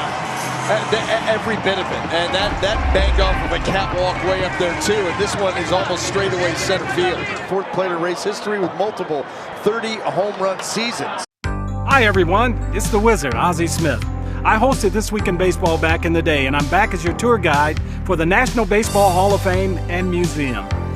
First opening its doors in 1939, the National Baseball Hall of Fame and Museum in Cooperstown, New York, is the home of baseball greatness. Awe-inspiring and awesome, the Plaque Gallery is the heart of the hall, where every inductee is enshrined. There are more than 300 plaques here, but believe me, I know exactly where my favorite plaque is. Baseball's entire history is on display at the hall, with special exhibits on the greatest showman himself, Babe Ruth. There's also Baseball Today, which features new inductees and their outstanding achievements. When you're done, it's time to hit the town, check out a card shop, or visit historic Doubleday Field. Make the trip to Cooperstown soon. It's the ultimate baseball experience. Trust me, I'm here every year.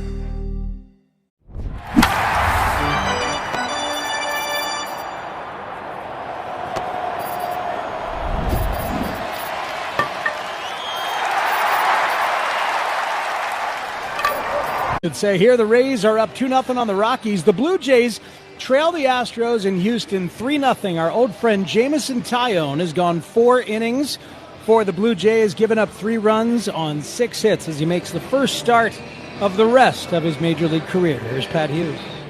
Very good, Matt Spiegel. Thank you. Here the Cubs have a 3-1 lead. Each team scoring in the first. The leadoff batter for each team homering. Shohei Ohtani led off the game with a home run.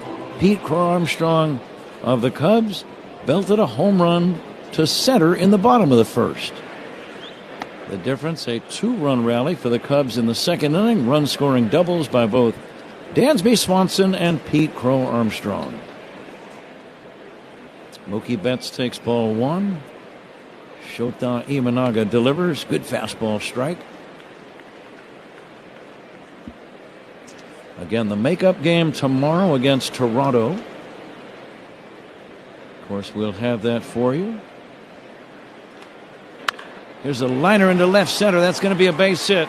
It's going to be cut off out there by Happ, and he gets it back in, holding Betts to a single. So he's 2 for 2. Nice play by Nico to get that ball in. He cut it off going into the gap. That ball, he catches it like probably a step in front of the track in left center, so it's good to keep Betts to a single there. First out in the inning, sponsored by Xfinity. Reliable Wi-Fi at one price for 5 years. Xfinity, imagine that. Max Muncy, the hitter, left-handed batter, not real tall, but very strong. You know he played some football. Yeah. When he was younger. He just looks like maybe a linebacker, a fullback, tight end, something like that. Yeah, he's got linebacker written all over him, doesn't he? Yep. Here comes the 0-1. Swing and a miss by the left-handed batter. He hits like a linebacker, too. Get power. He does. He is a strong guy. 21 home runs from Max Muncy.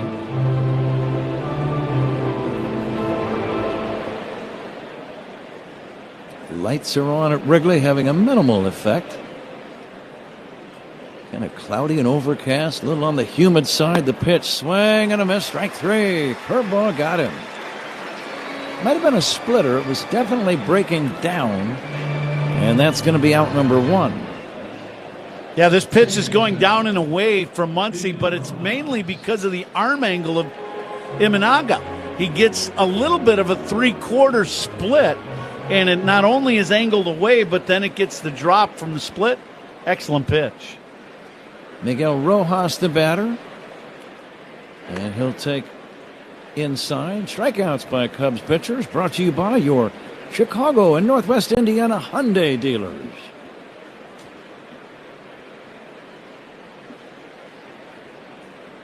Rojas had a single to left his first time. And the 1-0 to Rojas. That's going to be in there for a strike. Ross didn't like the call. High fastball, top of the zone was in our monitor. It shows a little high. He could have challenged it. He did not. Rojas had a dramatic home run in Game 7 of the World Series in Toronto last year.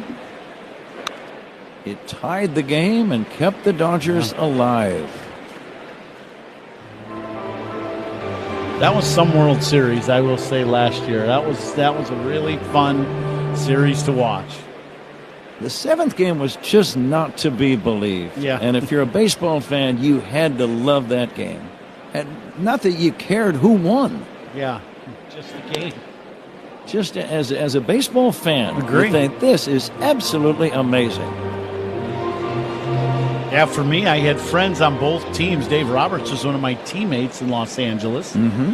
You know, Don Mattingly was a coach. I had other friends that were on that staff and team with Toronto. So you're kind of, just kind of watching and, and enjoying that your friends are out there playing. And it was incredible, that last game. Plays that were made, and, they say baseball's a game of inches. Game 7 last year proved it.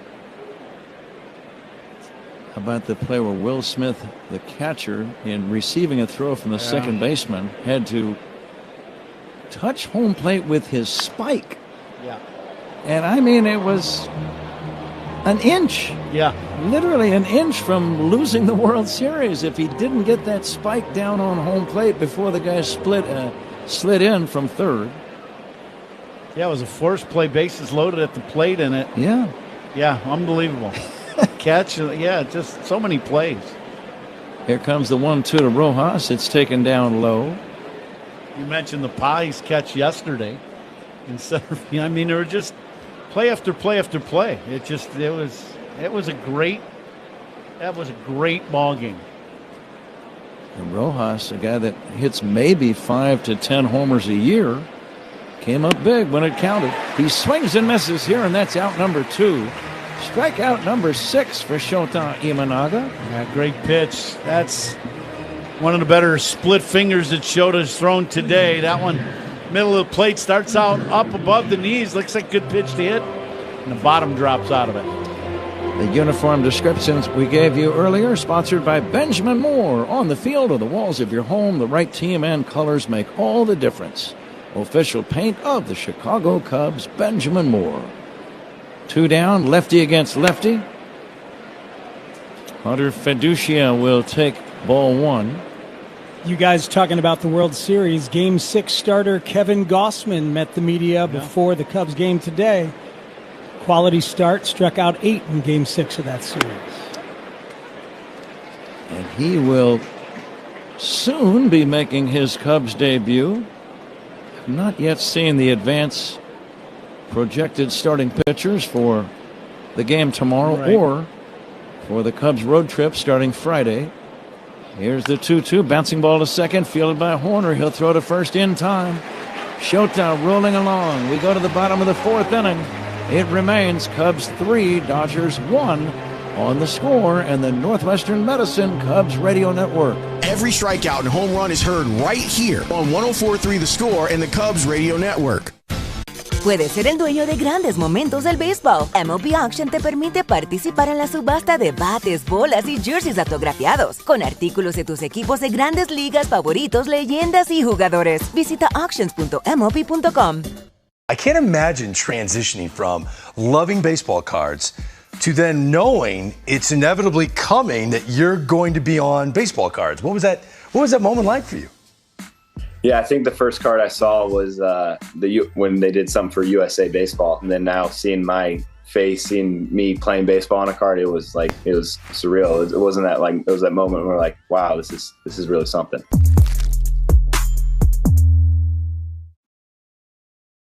The MLB app. Yeah, it's got game. This game. These games. All the games. Pre-game. Post-game. And everything in between. This is baseball your way. With real-time stats, scores, breaking news, and custom content that hits every time. Because you choose the teams and pick the players you want to follow. So when they catch it on the field, you catch it on the app. Some overnight oats right before the game. My teammates look at me like, what are you doing, dude? My mom's cooking, probably. She makes some good. She's got a tuna fish casserole. That's pretty good. Okay, I went 5 for 5. I need to eat the same thing. Last time, Saturday, I ate arepa with eggs. And then next day, I got to eat arepa with eggs. So my mom make it for me. And then when my mom is with me, everything's good. I save a lot of money. Estamos lindos. Your team with gusto. Pat mentioning Luis Arraez. He's second in the major leagues with a .325 batting average behind Yordan Alvarez. And me and Lawrence Holmes talk Cubs baseball and Chicago sports every weekday from 2 to 6 on 104.3 The Score and the Odyssey app. Here's Pat. Very good, Matt. Thank you.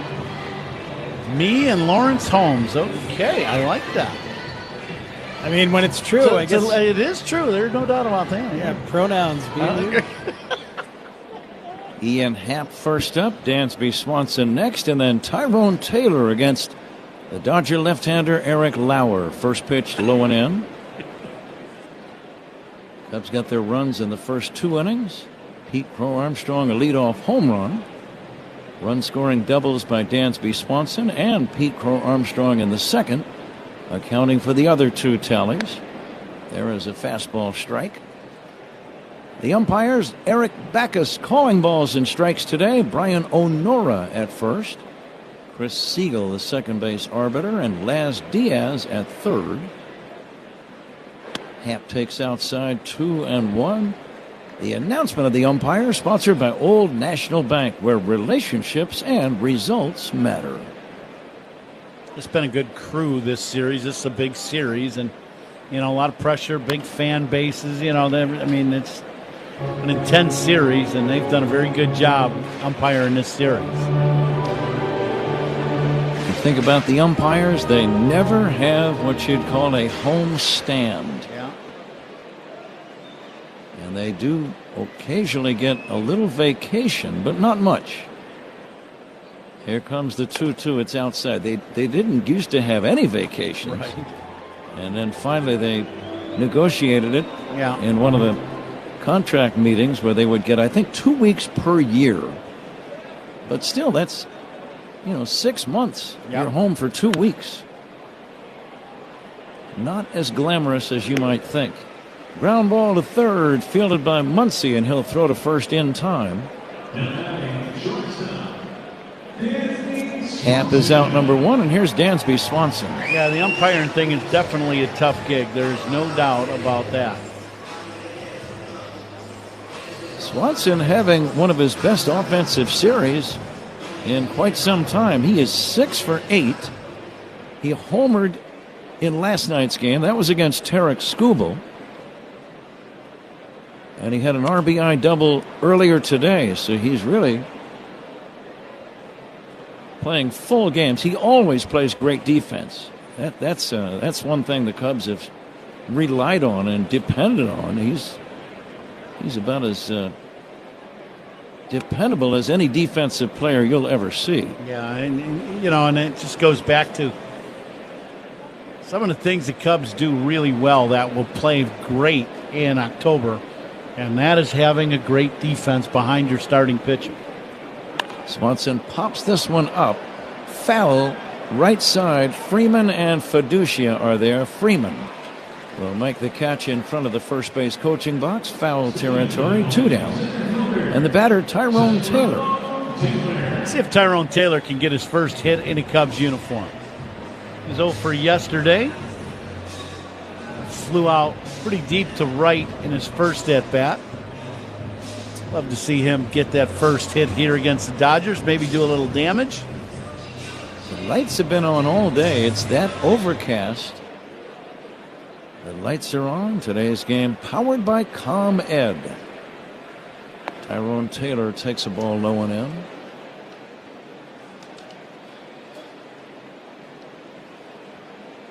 David Peterson will pitch tomorrow's game against Toronto.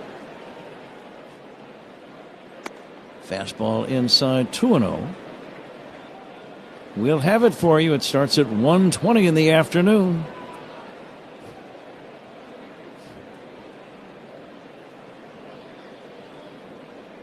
Now the 2-0 from Lauer. Pulled foul sharply toward the third base dugout area. And now you see you get the hitter to pull that ball, right-handed hitter. That tells me the Lauer now is eventually going to try to go to that changeup away. See if Taylor can make the adjustment.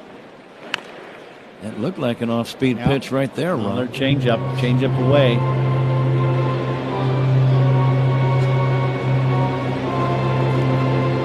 I'd be shocked if he comes inside with that cutter or anything like that. He just stays with the changeup or fastball away. Here's a liner down the left field line, hooking and going foul. Sharply hit ball, but pulled foul. Lauer missed his spot. They wanted a backdoor slider. Catcher set up off the outside corner away, and it ended up down in the strike zone, and Taylor smoked it, just hooked it a little foul.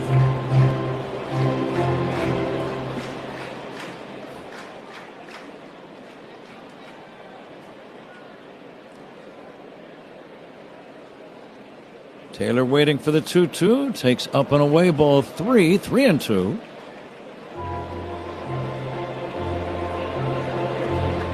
Cubs trying to sweep the world champion Dodgers. Leading 3-1. Fourth inning. Payoff pitch. Line to left. There's a base hit. Tyrone Taylor with a solid single. I believe that is his first hit in a Cub uniform. Yeah, it is. A little backdoor cutter. And, I knew they were going to try to stay away. I'm surprised they went with hard stuff after he pulled some balls foul, but they left that one out over the plate. And he hammered that ball to left field. Welcome to the Cubs, Tyrone Taylor. Here's Pete Crow Armstrong. Pete with a homer and a double. Outfield very deep against PCA, wearing red batting gloves on either hand. And the pitch, swing and a miss.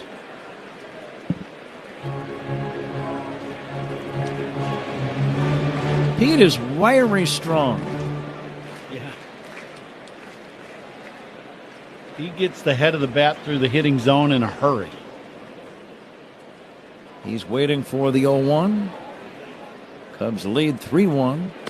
Pete takes outside for a ball, 1-1. That's the pitch that has changed his at-bats for the better, and I mean in a big way.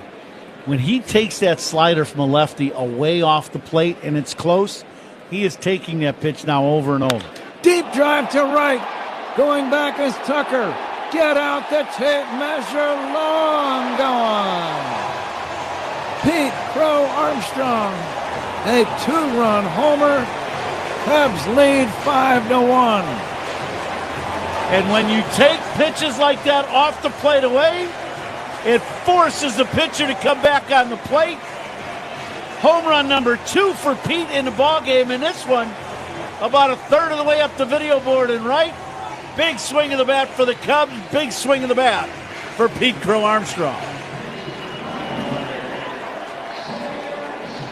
I never did see it land. It may have... Off the video board. Halfway up the video board. On the fly. On the fly. That's about 450 feet. Pete's second of the day, his 26th of the year. He's driven in 4 runs already, and the Cubs are on top 5-1.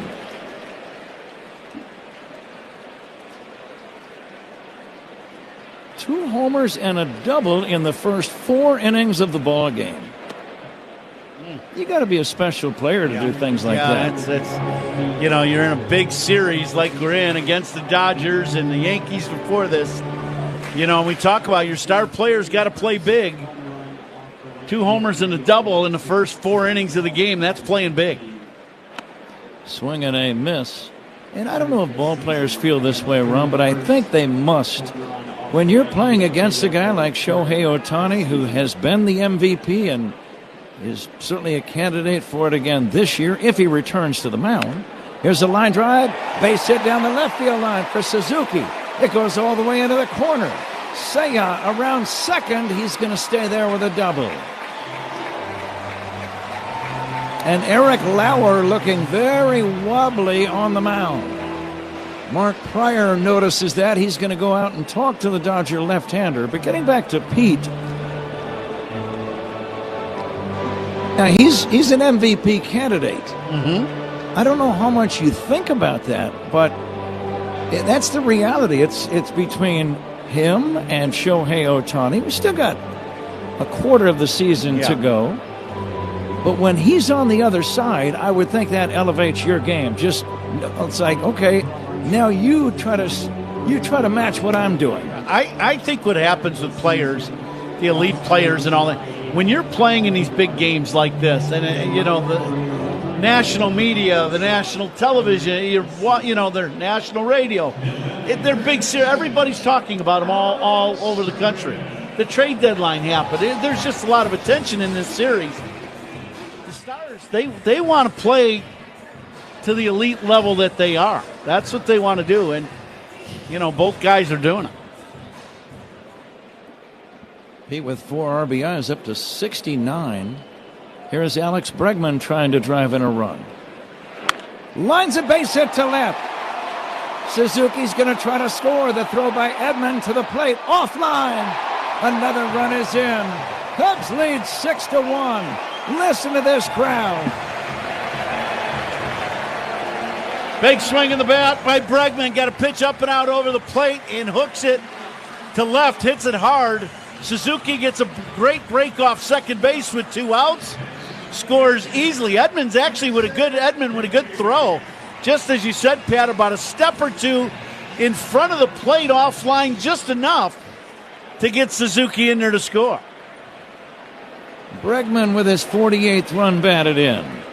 Here's Carson Kelly taking a strike. Activity will commence in the Dodger bullpen. A right-hander, Edgardo Enriquez, starting to throw. We saw him earlier in the series. Kelly is 1 for 2. Cubs lead by 5 runs. When you look at Lauer's numbers throughout the season, Dave Roberts does not like to use him much more than 80 pitches in a ballgame. And guess where he's at? 83 pitches, and he's getting towards the end of his night. Cubs are whacking him around the yard here in his 4th. Kelly takes way outside. That pitch not close. 2-1.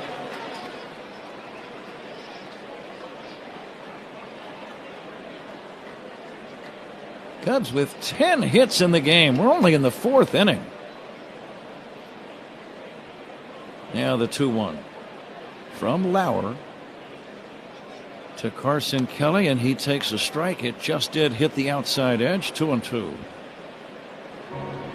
Carson didn't like that call by Backus. I think he thought it was off the plate away. Is not challenging.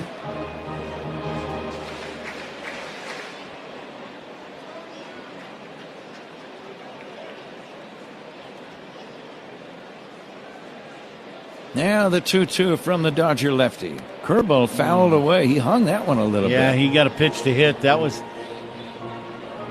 probably just high enough to where you don't put your ace swing on it. But that was a hittable pitch.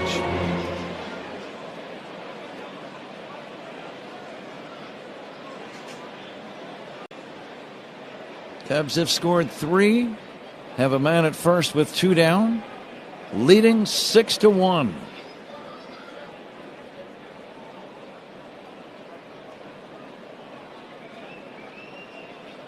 Short lead by Bregman at first, being held by Freeman. And the 2-2 from Lauer to Kelly. Low and inside. 3-2. He's laboring. Yeah, there's no doubt. You can tell, even the pace of the game. He's really taking his time in between pitches. And not quite sure what to throw because he's having command issues now all of a sudden. There's just a lack of crispness no doubt on his pitches. Here's the stretch for the 3-2. It's on the way. Kelly fouls it back. Another pitch right in the middle of the zone. He got a pitch to hit. His cutter just does not seem like it's doing much. It almost seems like it's spinning, like he's throwing it, and it's basically staying like a straight fastball.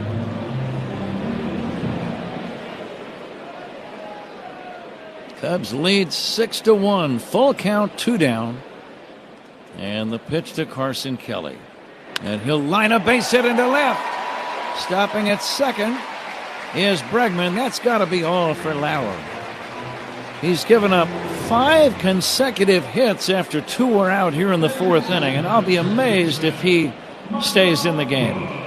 I think what's happening is Dave Roberts is debating whether you burn a bullpen arm right now or not, with the game, being 6-1. Because I was watching him, as you were saying that, I was watching their dugout, and he walked over and sat right next to Mark Pryor to talk to him quickly, and then he just walked to the front of the dugout and leaning over the edge, and that tells you they want him to finish this inning, even though their Cubs are pounding them pretty good. Michael Busch, the batter. Busch had a double his last time up. Sometimes your next series is a tough one too, and sometimes a guy's just got to stay in there. And the pitch to Busch, low and outside, 2-0. Busch in the game, grounded out and doubled. The only guy in the lineup without a hit is Ian Happ, only in the 4th inning. All the other 8 guys with at least one knock. Busch will take a strike, 2-1. Pete Crow-Armstrong, 2 homers and a double already.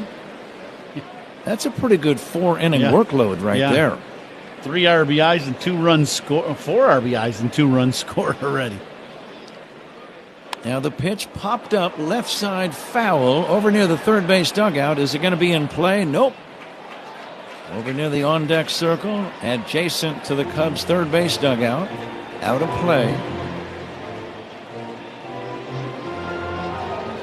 All right, Michael Busch got a good pitch to hit that last pitch. It was a breaking ball, and he was right on time, just popped it up back behind it.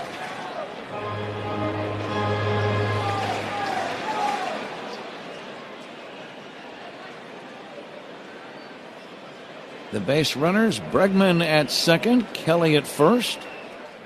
Busch waiting for Lauer, lefty against lefty, and the 2-2 stretch and the pitch. A little bit low, didn't miss by much, 3-2. Traveling time for the Cub runners now, full count, 2 down. Boy, Michael Busch is having some really good looks at Lauer. If Lauer throws him a good strike, this ball could go a long way. There go the runners. The pitch lifted into left. Routine for Edman, and that's going to end the inning. But it's a good inning for the Cubs. 3 runs on 5 hits. They leave a couple. Matt Spiegel will join Ron Coomer in a moment. It's the Cubs 6. Caminero, a homer to start the scoring, and a 2-run single. Oh, here goes another. Left center field.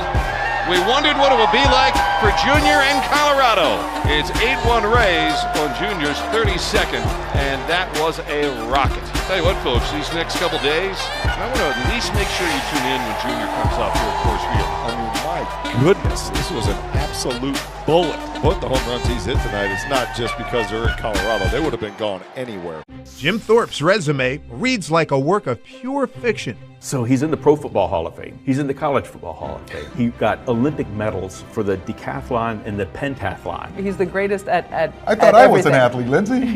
Thorpe finished his Major League Baseball career with the Boston Braves in 1919, where he played alongside an outfielder named Les Mann.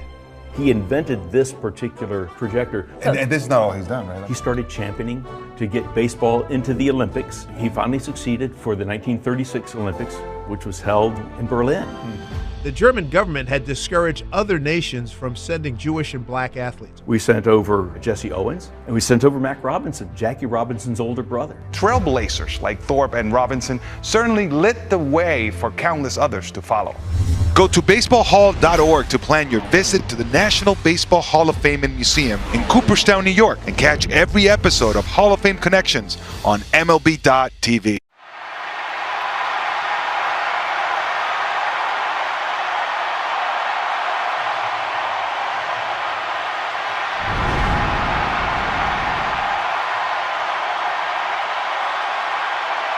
Just download the Great Clips app or check in online at greatclips.com. Great Clips. It's gonna be great. We are coming to you live all season long from the Invesco QQQ broadcast booth, proud partner of the Chicago Cubs. Matt Spiegel and Ron Coomer here for the 5th inning as the Cubs have opened up a 6-1 lead on the Los Angeles Dodgers. It is Shohei Ohtani against Shota Imanaga to lead off the Dodgers' 5th. First pitch coming from Shota, and that is taken for a ball, a high fastball at 91 miles an hour. Ohtani with a leadoff home run in this game, the 35th of his illustrious career, and then a strikeout in the 3rd. And his 3rd at bat now here in the 5th, the 1-0. Swung on and missed, 1-1 the count. A hot and muggy, kind of soupy day here at Wrigley Field. And the Cubs offense on fire against Eric Lauer and the Dodgers, looking to sweep L.A.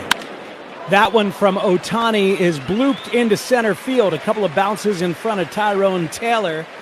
And that'll be a leadoff single for Shohei Ohtani, the reigning MVP for the Dodgers. Yeah, second knock of the game for Ohtani. The first one was a line drive bullet to the bleachers and right. And Imanaga got him on a split finger, punched him out. Now that one a little off the end of the bat, soft single. 77 pitches so far for Shota as he gets ready to face Andy Pages with Ohtani leading off first. First pitch is taken for a strike. How's Shota look to you today, Ron? I thought he's been very good. He's had some times where the command of his pitches hasn't been great, but at the end of the day, he's competing after giving up that first inning, leadoff homer to his old teammate. He settled into the ballgame. He had a couple innings. The second inning, he had some traffic, got out of it. The third inning, he had a little traffic. Fourth inning, he just gave up a leadoff single, and then that's all he had. So he's pitched very well once again for the Cubs. 1-1 to Andy Pages coming, and that one is taken high and away. 2-1 the count. Yes, 7 hits now given up for Shota, but the 6 strikeouts are kind of an equalizer in that regard. He's sitting pretty with a 6-1 lead here in the 5th. 2-1 to Pages, swung on and hit high in the air. Looks playable for Tyrone Taylor on the warning track. Deep in center, he whirls, makes the catch, throws it back in as Ohtani fakes the tag up, 1 away. Here in the Dodgers' 5th, first out is sponsored by Xfinity. Reliable Wi-Fi at one price for 5 years. Xfinity, imagine that. Very close. That was a near miss for Pages. He's having a really good series. And that ball hit right to the deepest part of Wrigley Field, but Taylor brings it in about 1 step in front of the ivy in center. Freddie Freeman coming up to the plate. You were talking about Pages in center. He's a good-looking center fielder, isn't he? He can flat-out play. You look at his numbers. Playing center field, he's made great plays in center, and then his numbers are outstanding for the Dodgers. First pitch to Freeman is high and tight. Seems to go off the bat handle as Freddie doesn't even question. Thought maybe that got him on the hand, but no. Hit the knob of the bat. The knob of the bat. Yeah, he chokes up and it hit the knobs. He started to swing and trying to get out of the way, and the knob of the bat got hit by the baseball. Looked like it still hurt. Throw over to first as Ohtani slides in. Does that hurt if it hits the knob? I've only done that a couple times, and it really hurts when your hand is down over the knob like my hand would be. So for it to hit the knob, it had to hit my hand too. That was never fun. Freeman seemed annoyed as much as anything. The 0-1 is swung on and fouled back off to the left. Yeah, 0-2. Cost him a strike. That's why he's annoyed. Cost you a strike, and you didn't even get hit and get on base. No, nothing. Didn't get anything done. All bad. Nothing good. Tell you what, Coom, you and Pat were talking about this place this week. It feels like the center of the baseball universe. Yeah, there's no doubt. It has been a fun week of baseball here at Wrigley Field. 0-2 to Freddie Freeman is hit in the air into the gap in left center. Running hard is Taylor, and he makes an excellent catch in front of Ian Happ, who gave way at the last moment. 2 out for the Dodgers here in the top of the 5. A good route by the center fielder Tyrone Taylor today. Now, Taylor, he's a very good and accomplished outfielder and a great pickup for the Chicago Cubs. And he's able to play all 3 outfield spots, as we just saw him be able to go get it in center field. That's an excellent play on that ball hitting the gap. Tommy Edman, the cleanup hitter, steps in. Ohtani's still at first. 6-1 Cubs here in the 5th. First pitch to Edman is fouled away. Pete Crow Armstrong is your DH today, and that'll work for a guy who's got 2 homers and a double and 4 RBIs through the first 4 innings. Good half day off for Pete. And you got a guy making plays in center field, and now Pete with 2 bombs and a double. Yeah, well, it seems like it's working pretty well, that choice. The 0-1 to Edman is fouled off to the right side, and he's quickly behind 0-2.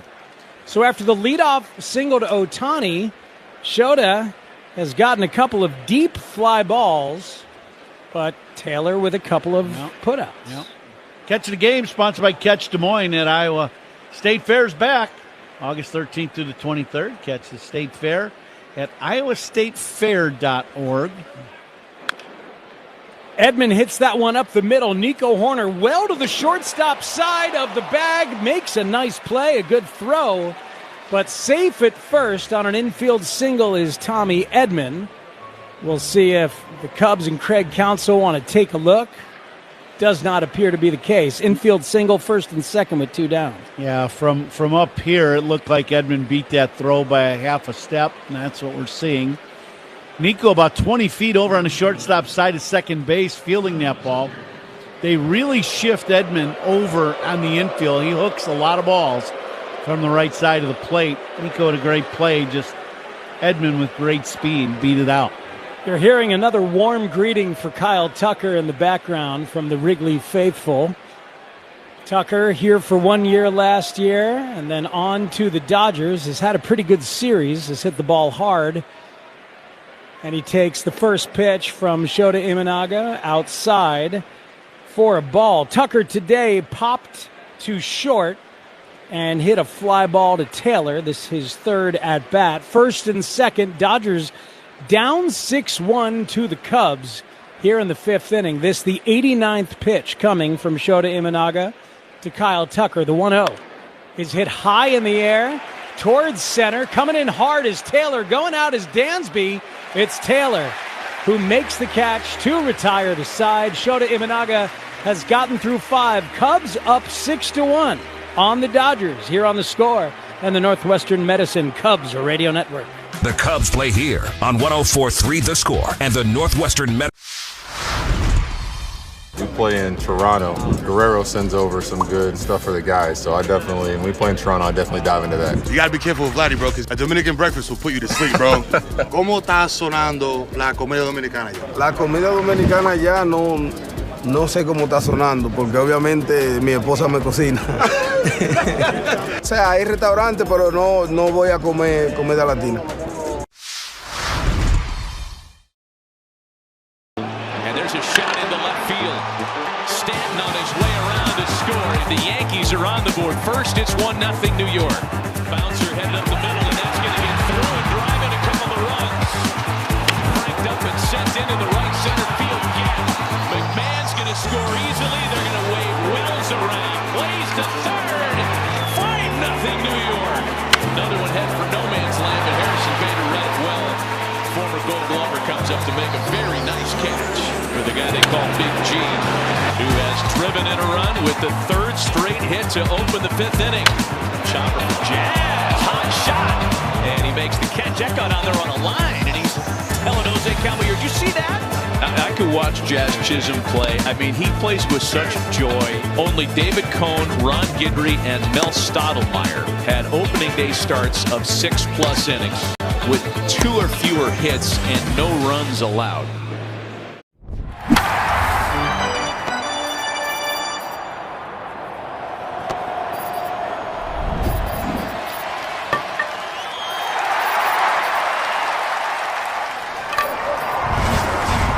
The last day to get your Cubs Charities 50-50 raffle tickets with a current jackpot well above $300,000. Get your ticket now through the end of the game at Cubs.com/raffle or from a raffle ambassador at Wrigley Field through the 8th inning. Let's pause 10 seconds right now for stations to identify themselves on The Score and the Northwestern Medicine Cubs Radio Network.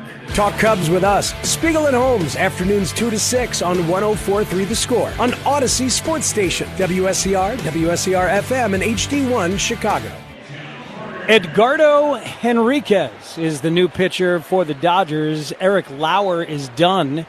after 4 innings. Nico Horner steps in, Cubs up 6-1. First pitch taken for a fastball strike at 100 miles an hour. Dodgers got a lot of those guys in the bullpen. Yeah, they got some great arms, and that's why you end up winning 2 championships in a row. You got some star guys that play every day, but you got some shutdown arms coming out of the bullpen. The 0-1 to Nico is taken for another strike. That a slider at 90. There's a couple pitches in your arsenal right off the bat for Edgardo Enriquez. Eric Lauer is done after giving up 6 runs on 11 hits. 0-2 coming to Nico. Is fouled on the ground. Yeah, a little emergency hack by Nico on that. Man. 101 mile an hour fastball away. Just got the bat to it to just foul it off and extend the at bat. Yeah, that four-seamer up there at 101 plus. And Nico hits that one on the ground. Infield single, Nico Horner, a dribbler, a little bit reminiscent of his big infield hit last night. Make contact, see what happens. Nico does that, and he's got a leadoff single here in the Cubs' 5th. Yeah, this ball hit just to the third base side of the mound. Enriquez goes over to field this ball, slides actually. Pretty athletic move. And once he does not catch this ball, and even if he did with the way he slid, I don't know how he would have got up and thrown to first, but once the ball gets past him, Muncy comes in and tries to barehand it. No chance Nico with his second hit of the ballgame. 2 for 3 for Nico Horner, whose batting average is above 260 now after such a rough start for Nico. And Ian Happ will step in, now batting left-handed against Edgardo Enriquez. 6-1 Cubs, bottom 5, as the Cubs are looking to sweep the Dodgers. Now time has been called at the plate. By the way, all opponent pitching changes are sponsored by Sloan, the official water efficiency partner of the Chicago Cubs and leader in smart water and commercial restroom solutions. Learn more at sloan.com. Happ now steps back in. Ready for the first pitch from Enriquez as Nico leads off first. That one taken inside at 101 miles an hour. Yeah, this is a little different than the left-handed 92-93 from Lauer. This is bullets now. You better turn the volume up if you're hitting. Ian 0 for 2 against Lauer. Now with a chance against Enriquez, takes that one inside. A cutter at 94 miles an hour. Seems like the best teams in baseball got a pile of these kind of guys coming out of the bullpen. Yeah, that's, there's no secret that when a guy comes in throwing very hard, it's difficult to hit. The question, can he throw enough strikes? There's one right there to make this count now. 2-1 on Ian Happ. Cutter at 93. Cubs trying to sweep the Dodgers just after a trade deadline when they were incredibly aggressive. 2-1 to Happ is fouled away. The vibes are high around this place, and belief in this team is very high around Major League Baseball, especially after the showing. They played well against the Yankees, just didn't quite hit enough, and now on the verge of sweeping the Dodgers. Yeah, no, I think I would agree. When you look at where the Cubs were going into the deadline, let's say the last week and a half or so, with the starting pitching where it was, the bullpen arms where they were. 2-2 to Happ is swung on and missed, and out number 1 is a strikeout for Edgardo Enriquez. Dansby Swanson will come up with Nico Horner at first. You're asking guys with the injuries, you're asking guys to do things they weren't signed to do out of need, and it's just that every team goes through that. That's nothing unusual for the Cubs, but it makes it very difficult. But yet the Cubs kept playing good baseball here this second half of the season. They're, 16, 17 games over 500 right now. So and for the Cubs and Jed Hoyer to make some substantial moves to strengthen the rotation, strengthen the bullpen, and get yourself a right-handed bat outfielder. He covered what was needed. There's no doubt. Dansby Swanson fouls the first pitch away. It's 0-1. Time has been called out there. You ever have that feeling on a ball club when a trade happened while you were there and you realize the front office believes in you guys, that can probably be a powerful thing. Absolutely. I've seen it both ways. I've seen it once where there was trades made and it was detrimental to the ball club. The 0-1 to Dansby is swung on and fouled off to the left. 0-2 now the count. There's some moves where I've been a part of on a team where guys didn't want to come. They didn't want to, and it did not work out well at all. And then I can remember being in New York and, we had some injuries and then they traded for Raul Mondesi to play right field. And you went, oh, okay. Wow. We're back in business in right field. That one gets away from the catcher, Fiducia, and advancing to second is Nico Horner on what will probably be a wild pitch from Enriquez. Nico was in motion the pitch before when Dansby fouled it away. A little hit and run from Counsell on that one. No hit, but you got the run. So now Nico at second. Cubs up 6-1 with one out here in the fifth. 1-2 coming to Dansby Swanson with Nico Horner now in scoring position. Dansby fouls that one off to the right side. I giggled thinking about those Yankees teams you were on. Some massive names. Yeah. My goodness, the people that you played with in that time.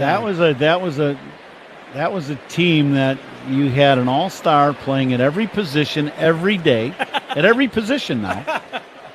And then the rotation was Clemens, Messina, Pettit, El Duque, and David Wells. Oh my goodness. Dansby Swanson takes that one inside count, now even at 2. And by the way, the closer, Mariano Rivera. Challenge from the Dodgers catcher Fiducia. We'll see if this is strike 3 on Dansby or not. It is. Just barely gets a piece of the corner, and Dansby steps away back towards the dugout. Yep, top edge of the strike zone for strike 3. Ball strike challenge, sponsored by Northwestern Medicine. And my favorite part of your New York Yankees stories is every once in a while you'd look over and there's Paul Simon playing guitar. Yeah, yeah. You never know who is going to be, hanging out in the clubhouse. Jack Nicholson, Robin Williams, Billy Crystal. Yeah, you were. It was definitely one of them scenarios. Tyrone Taylor takes a strike, 0-1 the count. Baseball life of Ron Coomer. Yeah. Had a little fun in our time playing this game, being involved in it. 2 outs, Cubs fifth. Oh, Taylor gets hit. Seems to be okay. That's a sinking fastball at 99 miles an hour that came in on the hands of Tyrone Taylor. But he takes off the guards and trots towards first and gets a round of applause from the fans. Yeah, this one, it's a 2-seam running fastball up and in. And it catches Taylor, I believe, in the arm guard. And also, it caught the catcher pretty good, too. I mean, that fastball, that was a glancing shot off the arm guard for Taylor, so he's okay. And the catcher got smoked by that ball, too. Taylor will be fine, and now 2 outs. And Pete Crow Armstrong, boy, he's got a chance. 2 men on 2 outs. He's already knocked in 4, and he's got 2 bombs in the game. 2 on, 2 out. PCA at the plate, 6-1 Cubs. He's having a huge day. Swings hard at pitch number 1 and swings through it for a strike. First pitch of the day he homered against Eric Lauer. In the second, he doubled against Eric Lauer. In the fourth, again against Lauer, a 2-run homer. PCA is 4th at bat already here in the 5th with 4 RBIs, 2 men on. That 0-1 is fouled back right just below us here in the broadcast booth. We have seen Pete Crow Armstrong with some huge days, whether it's hitting for the cycle or multiple home runs, multiple stolen bases, a leadoff homer like today. In the midst of an incredible breakthrough season that has him a leading MVP candidate. The 0-2 to Pete with 2 men on and 2 away. Swung on and missed, and Enriquez gets the strikeout. Strikes out the side, and on we go. Cubs up 6-1 as we go to the 6th. Pat Hughes will be back right here on The Score in the Northwestern Medicine Cubs Radio Network. Great Cubs guests all season long. Raheem Harris. Varsho going back to the warning track, slowing near the wall, leaves, and he caught it. Dalton Varsho takes one away from Brady House. that deep. Moniak on the move. Here's the throw to the plate. It is on line. Out at the plate. What a throw to cut down for me. And with a dive, it's Tavares. He's able to scoop it off the green. That is a catch. Line drive up the middle. Nunez dives. Hops to his feet. Oh, baby, what a play by Nasim Nunez. This is line and diving at second is Cronenworth. His throw. Got him. You can hit it anywhere, but you can't hit it to the crowd zone. And on comes Bench diving. And he made the catch. Splendiferous play by Carson Bench. Back toward the wall. Hernandez leaps, and he made the catch. Arguably the best play he's made in the field as a Dodger. Line to third. Caminero jumps up and pulls it out of the air. And he's able to go up and end this ball game. Dom Canzone will lead off for the Mariners. Canzone. Deep blast. You can't forget about it. Dom Canzone strikes twice on opening night. Yeah, just an easy 109 exit off the bat from Dom Canzone. 93 down and in. Crushes this ball. Same spot, right center. Multi-homer game for Canzone. A one-run game now, the bottom of the seventh. Let's rely on the home run ball, huh? Puedes ser el dueño de grandes momentos del béisbol. MLB Auction te permite participar en la subasta de bates, bolas y jerseys autografiados, con artículos de tus equipos de grandes ligas favoritos, leyendas y jugadores. Visita auctions.mlb.com. Lead the Dodgers 6-1. Looking around the scoreboard, the Rangers are up on the Giants by the score of 5-0. The Rays up on Colorado by the score of 3-0. Later on, it's Paul Skeens and Kyle Harrison as the Pirates and the Brewers will play at 6:40. The White Sox and the Red Sox get going at 6:10. Good one there, Sonny Gray and Sean Burke. And Jameson Taillon and the Blue Jays are tied with the Astros by the score of 3-3 in that game. Jameson Taillon went 4 innings. Here's Pat Hughes. Matt, thank you. We go to inning number 6. Tyler Ferguson, the new man on the mound for the Cubs, fires a strike to Mookie Betts. So, Matt, I heard you talking about other pitchers. Did I hear a conflicting weather report? Sunny Gray? Is that what I heard? Here's a line drive over a leaping Swanson, a base hit to left. Leadoff single for Mookie Betts, who is 3 for 3 with 3 singles into left field. Would you say that's been true of today a little, or not enough sun to be Sonny Gray at Wrigley Field? I always hear that name. I think, well, which is it? Is it Sonny or is it Gray here? I'm good either way, but a little confusing. I confuse very easily. Max Muncy, the batter. Muncy 0 for 2 with a couple of strikeouts. Shota Imanaga. On a day like today, Ron, you go 5 innings against a high-powered offense. You give up 1 run. That's an excellent job. Yes, wind blowing out all day. He gave up the leadoff home run and then did not give up another homer. But he has given the Cubs a great chance to win once again. Muncy takes low and in. It's a good day for hitting, as you say, so plenty of baseball left. We're only in the 6th inning. And it's a kind of a day. The Cubs have shown it already. You can score quickly. Yeah, this is a ball game if you're the Cubs. You've got to keep playing and piling on. Deep drive to right, back as Suzuki makes the catch. 15 feet shy of the track, a line drive off the bat of Max Muncy. And that's out number 1 here in the 6th inning. Cubs on top 6-1. That ball hit right on a button by Muncy, but hit with topspin. And the topspin just helped that ball come down to Suzuki instead of carrying over his head and using that wind to your advantage. Miguel Rojas, the batter. Ron, I was thinking of a story involving the late, great Ron Santo, my partner for 15 years here on Cubs radio when I first got the job. And he told me a story that it always gave me a good laugh. He's playing a game in San Francisco against the Giants. They had a right-handed pitcher by the name of Jim Barr. Okay. And Jim was a good, solid, hard-throwing right-hander, great control.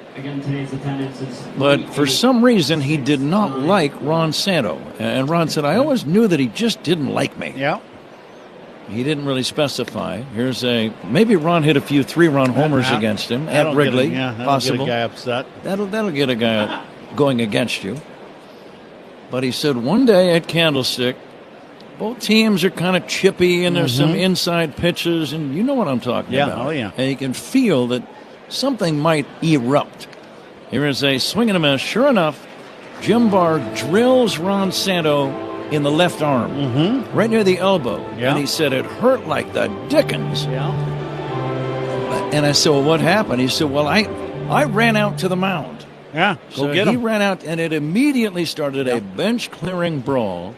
And Ron said it was a bad one. Yeah.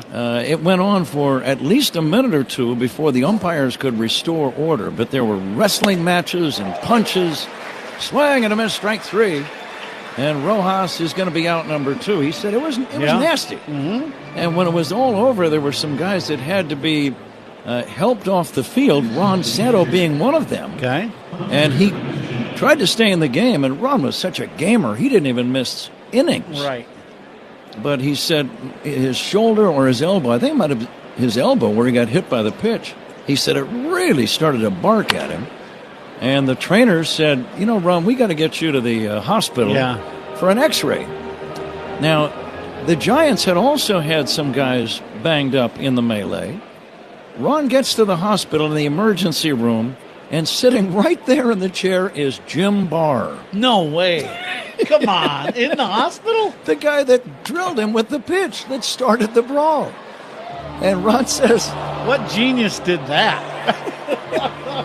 Well, it was a relatively small city. It's not like Chicago or L.A. where you have 1,000 hospitals. San Francisco, they had apparently one pretty much primary hospital next to Candlestick. Oh, my God. And Ron said he looked at him, Barr looked at him, and there was some very awkward silence. Yeah, I'm sure as of you that. can imagine. I'm surprised, knowing Ron Santo, he just didn't reach over and just smoke him again one more time. Well, he said one of them, and he couldn't remember who started the conversation, but one of them said, fancy seeing you in here. And then there was more silence. Yeah. And they're waiting to go in to see the doctor and get x-rays. And then he said, Barr then said something, I had to laugh. He said, how's the family? And Ron said, I had to laugh. Yeah, right, it's over now. Yeah, right. And he said, we were never great friends, but that was pretty funny. Fly ball to center, deep. Back toward the track is Taylor. He's got it to end the inning. That's good timing. Just as the story ends, the inning ends. That's why you're in the Hall of Fame. We go to the bottom of the 6th inning. The Cubs on top by a score of 6-1. This is The Score and the Northwestern Medicine Cubs Radio Network.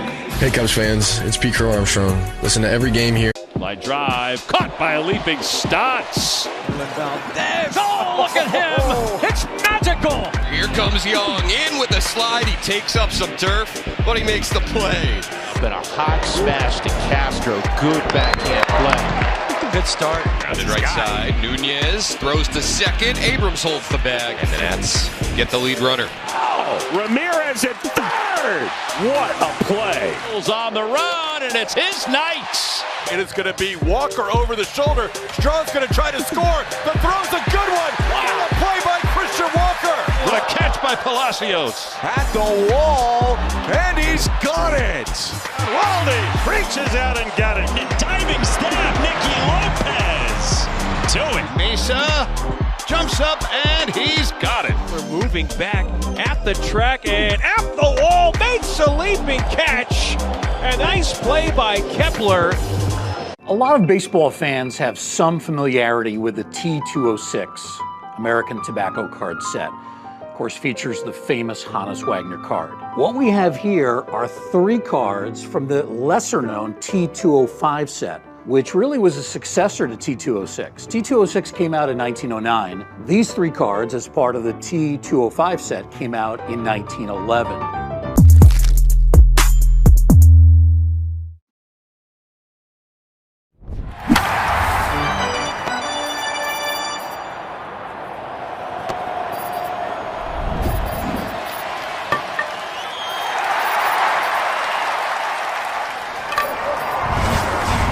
Deck. Who's on Deck? Sponsored by TimberTech Decking and Railing. Everything wood should be. Visit timbertech.com. Here's Pat.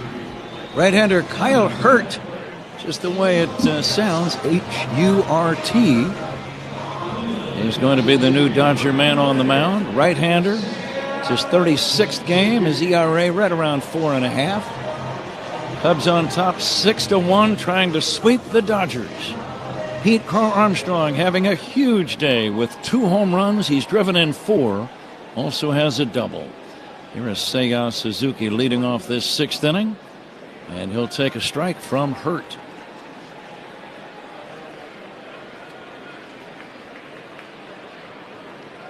Cubs out hitting LA 12-9. It's a very good day to hit at Wrigley. You knew that before the game even started. Whenever it's humid and a little breezy,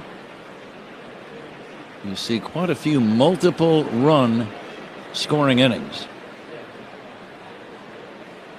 That's a credit to Shota Imanaga, how well he pitched. Gave up only 1 run in his 5 innings of work. Now Seiya takes outside. Single game tomorrow. Cubs against Toronto. The game necessitated because of a rainout about a month and a half ago, I would say it's been. And the 1-2 line down the left field line, foul. Back out of play.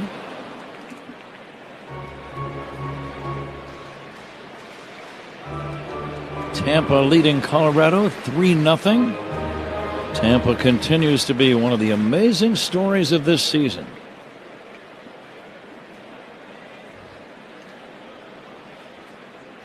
And now the 1-2 pitch. Seiya bangs it foul.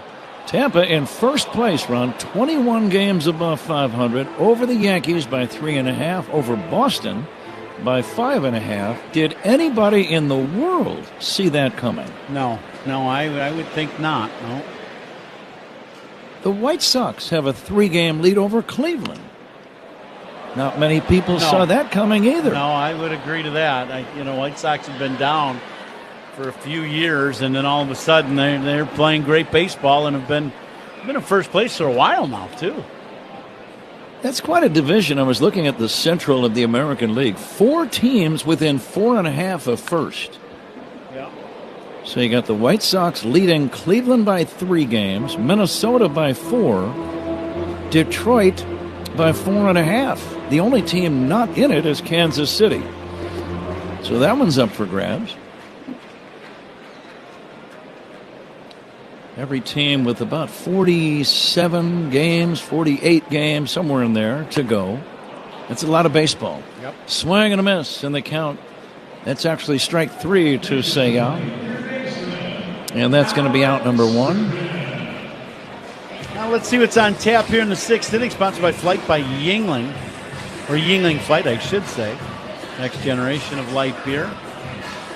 Now, if you're talking about Flight, you got to talk about Pete Crow Armstrong today. He's got 2 bombs in the game. We're only in the 6th inning. 3 hits and 4 RBIs for Pete. So he has put a couple balls in flight tonight. I would say he took a step forward towards possibly winning the MVP at the end of the year. The 0-1 pitch is low and outside for a ball. I just think at the end of the day, when you have guys that are playing at that level and then you're doing it in games like this where they're just, certain games they're big. All big league games are, they're a big deal. But then there are some series that just carry more weight to them. Bregman pulls a ground ball to third. Muncy will make the throw to first in time. And that's the 2nd out in the inning, and it brings up Carson Kelly. And the only reason why I say that is because they just get so much attention. The fans come out where they pack the place. The media's packing the place. You get all the, it's just a big, big series. And the Cubs have had 2 of them, and Pete has played big in both series. And it's the only way to describe it. He's just had great series, and it's been fun to watch. Kelly hits a high fly ball, shallow center. Pajes will make the play easily. 1-2-3. It's on to inning number 7. Cubs 6, Dodgers 1. This is The Score and the Northwestern Medicine Cubs Radio Network. The Cubs. The MLB app. Yeah, it's got game. This game. These games. All the games. Pre-game, post-game, and everything in between. This is baseball your way. With real-time stats, scores, breaking news, and custom content that hits every time. Because you choose the teams and pick the players you want to follow. So when they catch it on the field, you catch it on the app.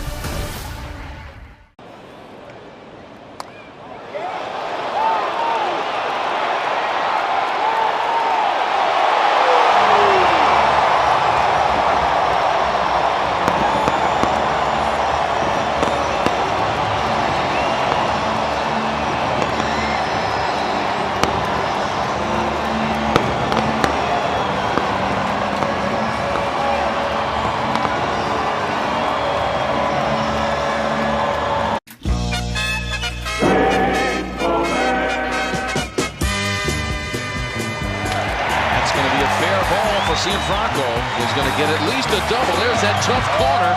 Throw coming in. It's way over. I don't know what happened. It might have hit the stands, and the Padres have scored a run on that play. Watch this. He goes down, picks it up, and he gets a piece of paper between the ball and his fingers. That's the weirdest play I've seen in forever. Puedes ser el dueño de grandes momentos del béisbol. MLB Auction te permite participar en la subasta de bates, bolas y jerseys autografiados, con artículos de tus equipos de grandes ligas favoritos, leyendas y jugadores. Visita auctions.mlb.com.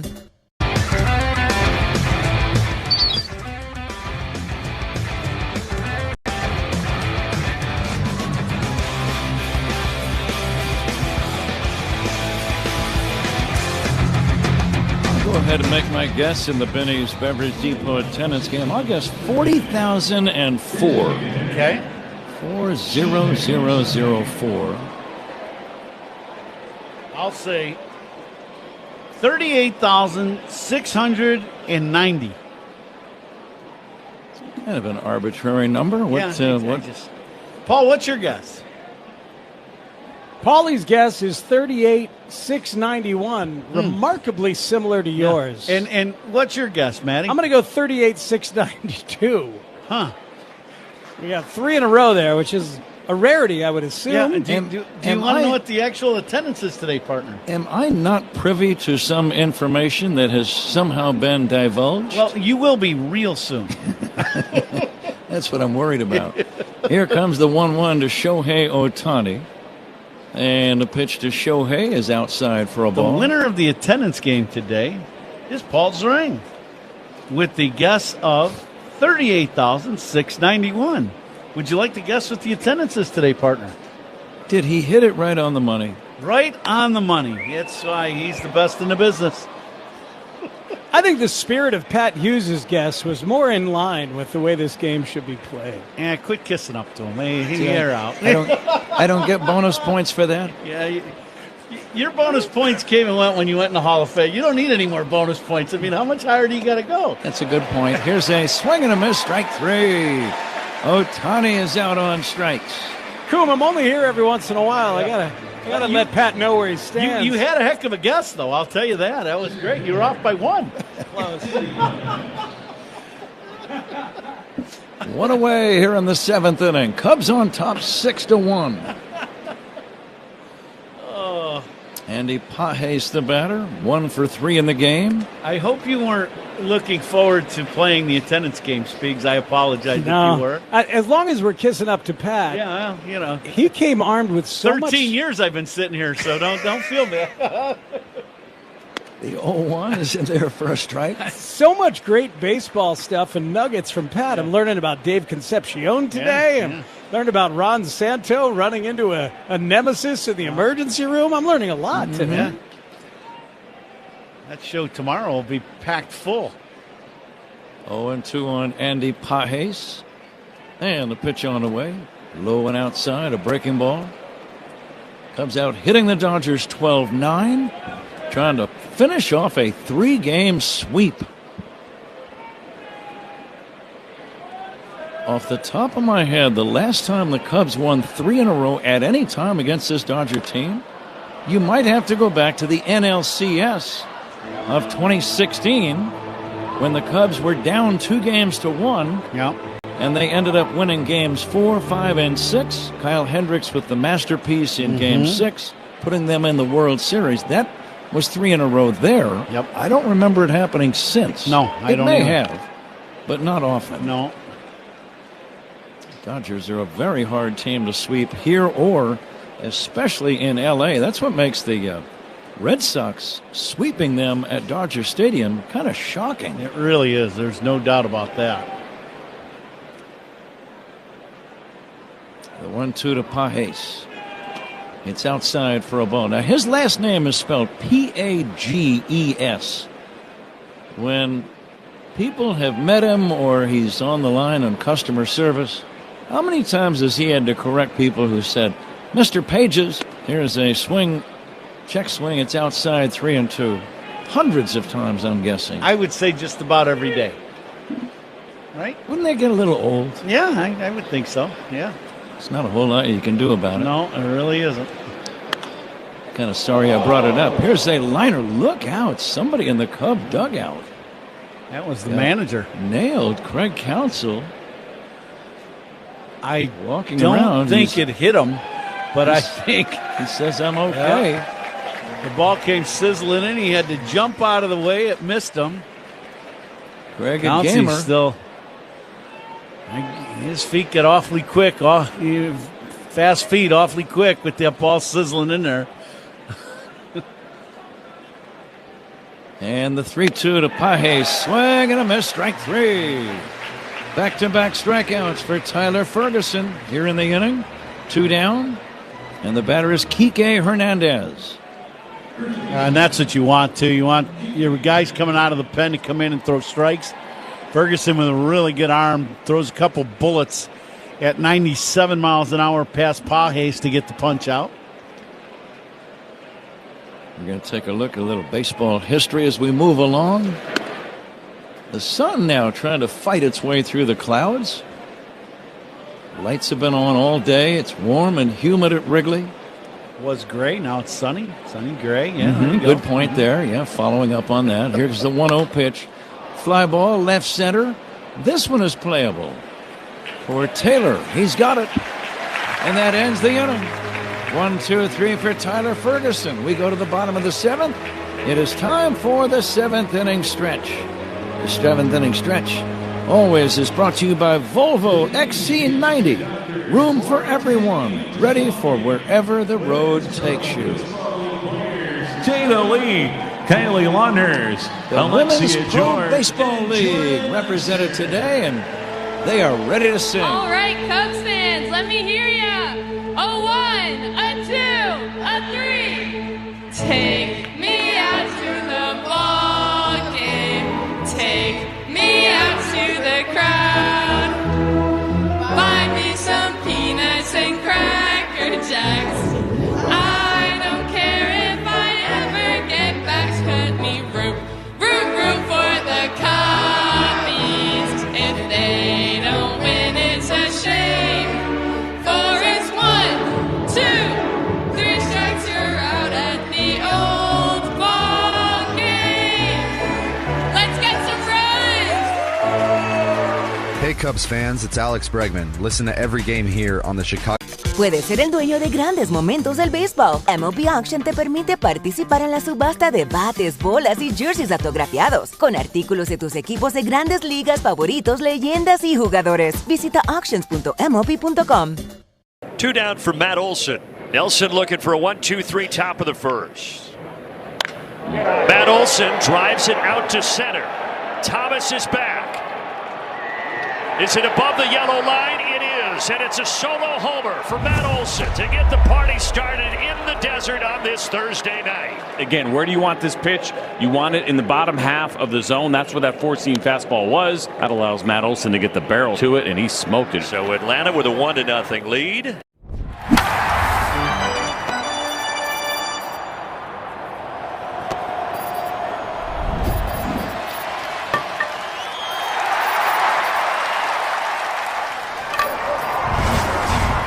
Here's Pat. Bottom of inning number 7. Cubs on top 6-1. It wouldn't wouldn't be a bad idea to get a few more runs just to put it away. I've seen too many games here where 4 and 5 run leads evaporate amazingly quickly. New guy's cocky back here. Good call.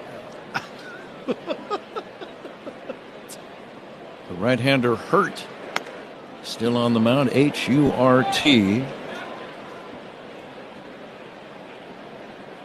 Kyle Hurt. Didn't want you to think he was like Liberace or Charlemagne. Yeah. Here's a swing and a liner into right center. That's a base hit from Michael Busch. Michael with his second knock of the day. He continues to feast on Dodger pitching. He's averaged an RBI per game in his couple of years in a Cub uniform against LA. And here is Nico Horner ready to step in. Yeah, Bushy he has done damage against the Los Angeles Dodgers. And, you know, that's kind of a common theme. When a team trades you away, boy, it's something about it. Nico takes a strike. He has collected a couple of base hits today. 2 for 3. Scored a run. Nico's average now up to 261. And climbing. Yeah.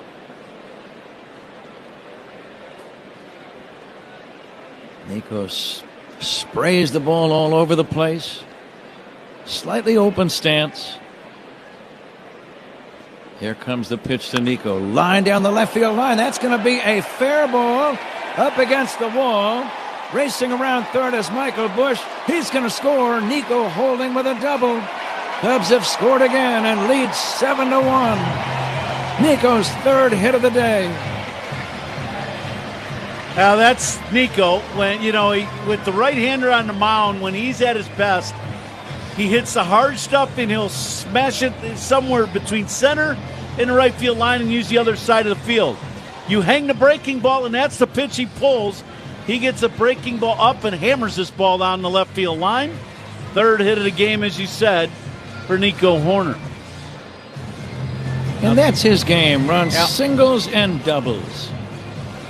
Now, Dave Roberts came out, and they're going to challenge to see whether or not this ball stayed in the park or bounced out of the park and came back. In the dead ball. Yeah. In left field. That's what I thought he was doing. The ball bounced. I thought it hit the front edge of the basket, so we will see whether it stays in the park or not. Yeah, it stays. It stayed in the park, went in the ivy, went down the backside of the ivy, and spit it out down at the bottom of the ivy. That was like pinball. Watching it again, let's see, it bounced up. Watch. It's in the ivy. And it's still in the field of play. And then it comes out. That's in the field of play. I say it's a live ball. What do you say? I just think it's hilarious. I think it's a live ball, but it goes in the ivy, goes down the backside of the ivy in the wall, and it pops back out. That's great. I'll tell you one thing. There's no other ballpark in America that can happen to. Yeah, it disappeared in the ivy and then almost like a little slot machine. Yeah, right. Yeah. The ball came out at the bottom. Nico is a winner. And he is a winner. After you, the call's been confirmed. The ball is live and in play. Los Angeles loses their talent. The ball is in play. It's an RBI double for Horner, his 54th run batted in. It's his third hit of the day, his fifth hit in the series. And the Cubs now lead 7-1.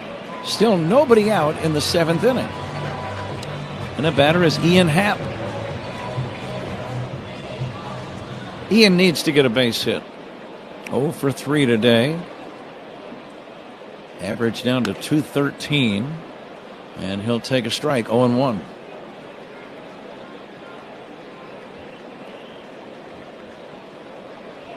Cubs with 14 hits today in 6+ innings against the Dodgers. Happ fouls it away. That's a good hitting day. Yeah, it really is. From the very beginning of the ballgame, Cubs had 2 hits in the first, a homer by Pete, a single by Kelly. And the hit barrage just kept coming inning after inning after inning for the Cubs. The only inning they don't have a hit is the 6th. Yeah, the 0-2. So the Cubs taking advantage of great hitting conditions, but it's really a tribute to Shota Imanaga and Tyler Ferguson limiting this Dodger offense. And they've given up 9 hits, but only 1 run in 7 innings. Here's a swing and a miss, and Happ is out on strikes for the first out in the inning. Well, you think about it, the Dodgers are down 7-1. The first hit of the ball game, period, was a home run by Ohtani. And since then, they've gotten 8 more hits in the game and not a run to be had. It's Shota Imanaga's ball game to win. Dansby Swanson, the batter. And he'll take high and inside for a ball. We're going to take a look at a little baseball history brought to you by villageofbedfordpark.com. It's time to make history for your business in Bedford Park. August 5, down through the baseball years. Now here's one, Ron. You played for this Dodger team, so you took batting practice at Dodger Stadium for a full year. You can appreciate this one. 1969, Willie Stargell became the first player to hit a home run completely out of Dodger Stadium. 512-foot blast over the pavilion. Here's a ground ball to third, bobbled by Muncy, and that's going to be a fair ball holding at second. Horner, he didn't want to run into an out at third. And let's see how they rule it, hit or an error. They might just give him a base hit. It was a tough chance. Yeah, it's a very tough play, and they give Muncy an error. That's a tough error. I understand it, but that's a really tough play. And I'd say another thing that I'm thinking, Ron, even had he gloved it cleanly, I don't know if he gets Dansby on a throw to first. That's my point. That's why I think it's a tough error. Can you get the out? That's the point. You know, that's the issue. That's going to be all for Hurt. A new pitcher coming in for the Dodgers. Cubs on top 7-1. Pitching changes by the opposition. Puedes ser el dueño de grandes momentos del béisbol. MLB Auction te permite participar en la subasta de bates, bolas y jerseys autografiados, con artículos de tus equipos de grandes ligas favoritos, leyendas y jugadores. Visita auctions.mlb.com.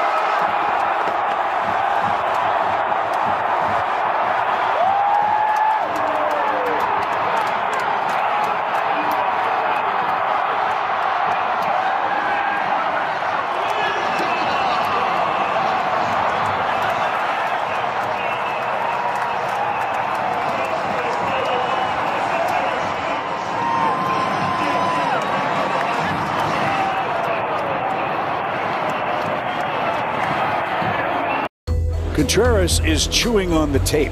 Yeah, why use a pocket when you could just eat it? Who knew? Who knew boys of summer need a cup of hot soup bone broth? MIT, is that you? That looks like the catcher's play all the way. So Manny was going to make a double play, and in the way was the runner, Arias. I think it went off his glove and over the wall, and it's a home run for Torrens, who was not sure. That was bizarre. With Ron Coomer and Matt Spiegel. Matt filling in for Zach Zaidman today, and our engineer Paul Zarang. Pat Hughes at Wrigley. Cubs on top 7-1. Bottom of inning number 7. Right-hander Jonathan Hernandez is the new Dodger pitcher. Runners at first and second. Tyrone Taylor, the new outfielder for the Cubs, will take a strike. Taylor in the game with a base hit. He was along for the ride on Pete Crow Armstrong's second homer of the day. Chopper foul toward third.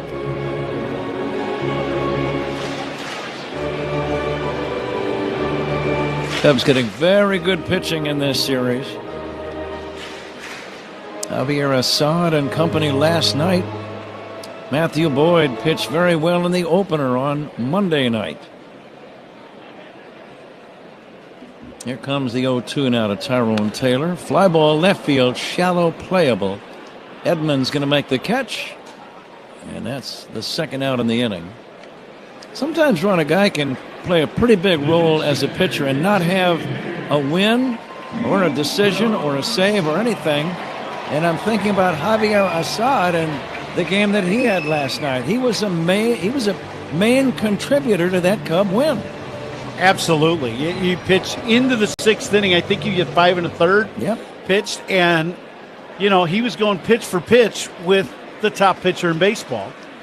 Pete Crow Armstrong pops it up on the infield. Muncy, the third baseman's going to make the catch, and that's going to end the inning. Cubs get a run. We go to the 8th inning. Cubs 7, Dodgers 1 on The Score and the Northwestern Medicine Cubs Radio Network. Cubs Talk with Mully and Haw. Morning. Jim Thorpe's resume reads like a work of pure fiction. So he's in the Pro Football Hall of Fame. He's in the College Football Hall of Fame. He got Olympic medals for the decathlon and the pentathlon. He's the greatest at I thought I was an athlete, Lindsey. Thorpe finished his Major League Baseball career with the Boston Braves in 1919, where he played alongside an outfielder named Les Mann. He invented this particular projector. And this is not all he's done, right? He started championing to get baseball into the Olympics. He finally succeeded for the 1936 Olympics, which was held in Berlin.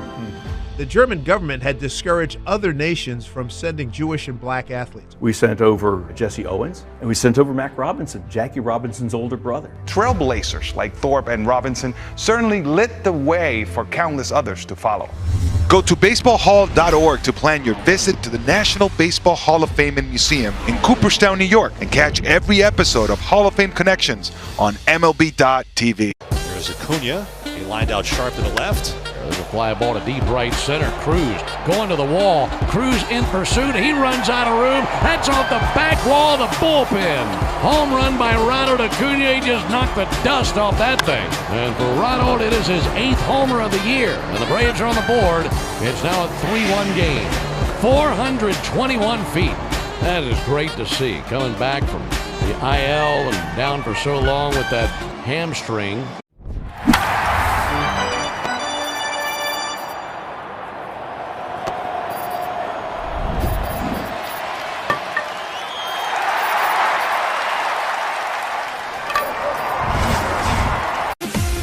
Top of the 8th inning here at the Friendly Confines, and it has been a friendly confines in this series for the Cubs. They're up 7-1 here in the 8th against the Dodgers after winning the first 2 ball games. 8th inning is sponsored by Cars for Kids, 877 Cars for Kids. That's Cars with a K. To donate your car today, Patrick. Caleb Thielbar, the new man on the mound. Pitching changes by the Cubs. Sponsored by James Hardy Building Products. Siding with the Cubs. 38,000 here today. 38,691. Ooh. Good guess, Paulie. It is believed to be the first time that a man has ever been exactly on the number. The Marx Brothers had a movie called Monkey Business many years ago. I would say that applies to our Benny's attendance game today. Yeah, it's pretty fitting. Yeah, I would agree. Tommy Edman, the batter. Edman today 1 for 3, pulls the ground ball foul. Look out toward heads the up, third Dino. base dugout. Dino Evil, one of my old teammates. Look out. Third base coach for the Dodgers. Dino's still bouncing around pretty good down there at third. He about got his boot blown off on that one. Spells his last name E-B-E-L. Yeah. Dino Ebel. It reminds me of the saying, see no evil. Yeah. 2 balls and 2 strikes on Edman. So Paul Zarang, the winner, fair and almost square in the Benny's Beverage Depot attendance game. A swing and a foul at the plate, 2-2. Speaking of sponsors today, we've had some sponsors in today, but just a few minutes ago we had David Radowski from Yingling, one of our buddies, and guy I'm going to do some appearances with here coming up. at Coombs Corner, but David has been a great friend, and their Yingling has been a big sponsor of the Score and Cubs Radio, so thank you to David. Good to see him. His brother was in the booth today. Speaking of parents, you say? No wonder you were smiling as you said it. Here's a chopper toward the third base dugout area. I'm putting some balls in flight. That's exactly right.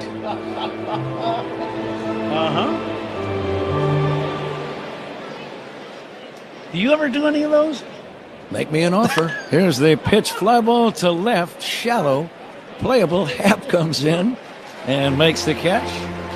I think that answers your question. Okay, no, right? I knew the answer kind of before I knew that. Yeah, maybe. One away here in the 8th inning. Edmund retired. The batter is Kyle Tucker. Getting back to Willie Stargell, Ron. Yeah, there you go. He hit a home run. He was the first guy ever to hit a home run completely out of Dodger Stadium. 512 feet on this date in 1969. I wish I could have seen that. Yeah, same. Fastball strike. I watched Willie Stargell play so many games as a kid. And then I got to meet him when I was a player for the Cubs. He was an older gentleman. He was sitting by the cage, Pat, when we were in town playing the Pirates. When I was at the Cubs, you were in town, obviously. You were broadcasting those games. Yeah. And he was at the cage sitting at the farm by himself, just sitting there. And he was an older man, and he wasn't in great health. And I'm looking at him, and, Willie Stargell was bigger than life. He was a big man. And, I'm looking, and, he wasn't the size that he was. And I just thought, that's Willie Stargell. And he had one of them old, they used to call it the cake bread hat on, the pirate hat, with the... Yep. And I went over and I introduced myself, and I had a conversation with him. That was one of the smartest things I've done. That was what a nice man he was, and he had plenty of time to talk and just wanted to say hi, and he was great. What a player. He had a great throwing arm, too, from left field. He was left-handed. Here's a line drive by Tucker, base hit into left center. Over to pick it up is Taylor and hold Tucker to a single. We are in the 8th inning. Cubs enjoying a 7-1 lead, trying to sweep all three from the world champions. Willie Stargell, in some very sad irony, I believe he passed away the day the Pirates played their first game ever at their current ballpark, Really? PNC Park in 2001. Pops. Had cancer. Yeah. Mookie Betts, the batter, lines a base hit to left. Over to pick this one up is Happ. And the Dodgers now with first and second with one away. How about Mookie Betts today with 4 singles? All to left field. Yeah. Batter Max Muncy. I remember as a kid, we used to all mimic Willie Stargell's kind of setup in the batter's box. He'd flip the bat up towards the pitcher, then back towards him, then back all the way around, and he'd do that until the pitcher got his sign and started to throw. Yeah, we'd all do that. He'd tape his fingers all up, no batting gloves. Muncy takes a curve inside. Not that I was a baseball fan or anything as a kid. Absolutely. I know exactly what you're saying. They were such a good team to watch for a young fan. Roberto Clemente was an amazing player in right field. His throwing arm alone was breathtaking. Here's a swing and a miss, 1-1. And his batting, you talk about opposite field hitting. He lived in right and right center. He was a right-handed batter. And with power, and his throwing arm was incredible. Here's the 1-1. High fly ball to right. Going back, Suzuki near the wall. That ball is going to be gone for a 3-run homer. This game is not over yet. It is now a 7-4 Cubs lead in the 8th inning with only one away. Muncy, a towering drive. He hit it well. The wind did the rest of the work. Yeah, this ball has hit a mile in the air. He gets, I believe, this is a high fastball to Muncy.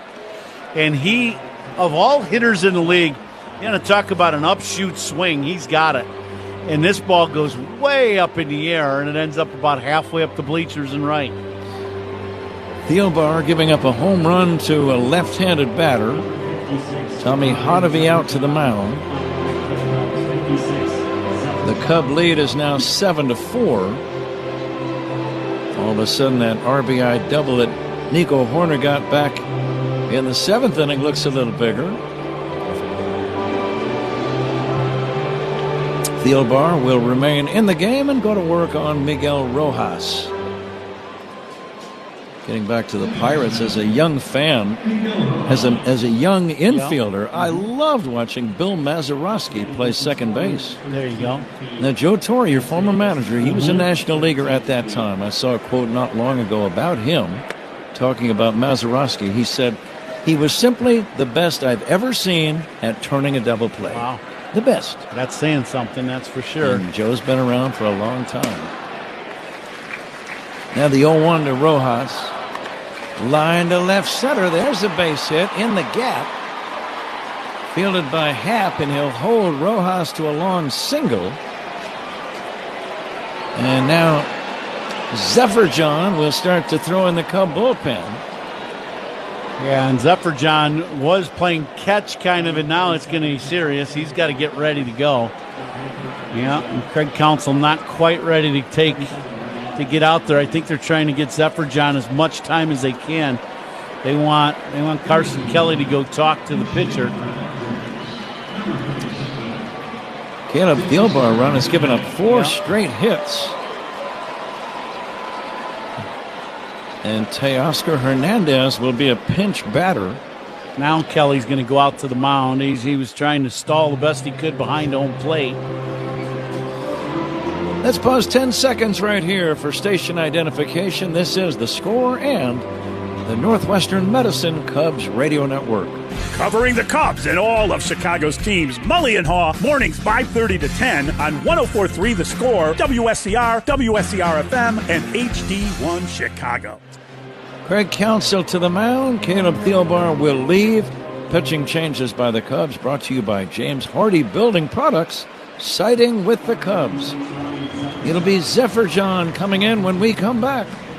It's the Cubs 7 and the Dodgers 4 here in the 8th inning on The Score and the Northwestern Medicine Cubs Radio Network. Hey Cubs fans, it's Dancy Swanson. Listen to every game here on the Chicago Cubs Radio Network.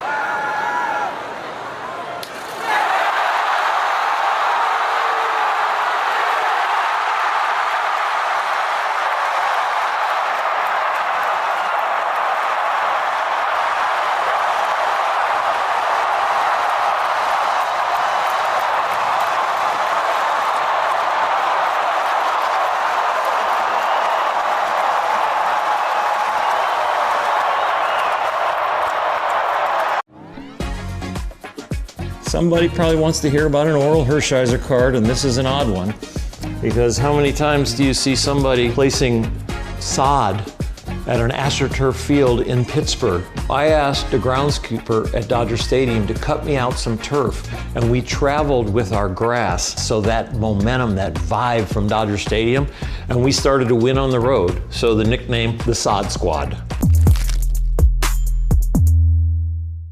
Puedes ser el dueño de grandes momentos del béisbol. MLB Auction te permite participar en la subasta de bates, bolas y jerseys autografiados, con artículos de tus equipos de grandes ligas favoritos, leyendas y jugadores. Visita auctions.mlb.com.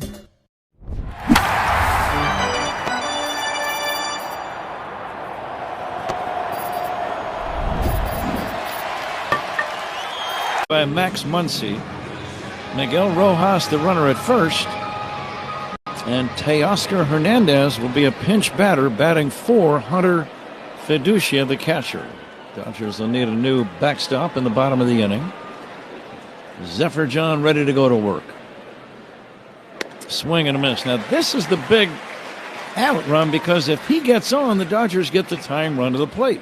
Yeah, the Dodgers have done something, though. You know, they took out Freeman and they took out Pages, so Call was playing center.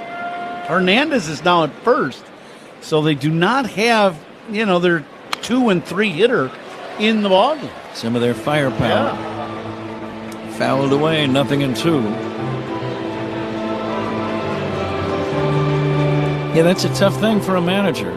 At what point do you pull your everyday players? Well, and I think, they've played a lot of baseball. They're on the road, and you just look and you go, there's some guys I just need to give some time off. Now, the Dodgers have an off day tomorrow in Phoenix and then start a series on the weekend with the Diamondbacks. Swing and a miss, strike 3. Ryan Zephyr-John strikes out the first man he faces. Teoscar Hernandez is out number 2, 8th inning. Cubs leading 7-4, and the batter is Shohei Ohtani. And that was a big strikeout. You figure if that batter would have reached this guy, Ohtani would have been the potential tying run. And that's a very sobering thought. Yeah. Here's a ball outside, 1-0. That's the one thing we always talk about here at Wrigley. With the wind blowing out, you've got to keep playing these games. You just can't shut down and think the game is over. This is one of those places where, as you were saying, 4 and 5 run innings can happen in a snap of a finger. 7-4 Cubs, 2 down. A runner at first. Bush playing behind the runner at first. And the next offering to Shohei inside at knee level. 2-1. Shohei with a homer and a single today. 25 home runs for him. Pete Crow Armstrong has hit 2 home runs and has 26. The 2-1. Lifted to left, pretty well hit. That goes Happ to the wall. That's gone for a home run. A 2-run home run to the opposite field for Ohtani. And the Dodgers have made this a 1-run ball game. And the inning is still going on. They've scored 5 in the inning on 2 big home runs. That ball just kept sailing to the indentation area of the left field wall. And it's an opposite field home run, his second of the day. Ohtani now with 26. And the Cub lead is a precarious 7-6. Yeah, that's just a line drive the other way that just doesn't come down. He's such a big, strong guy. The ball just carries off his bat. Alex Call is batting.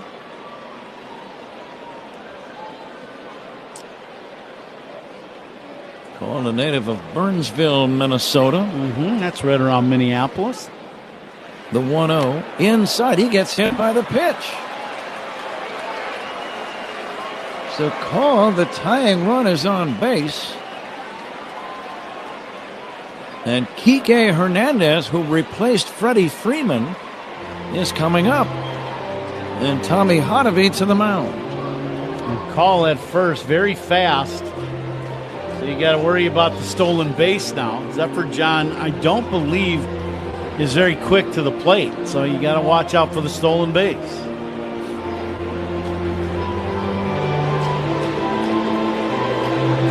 Ron, you had to be in on these meetings.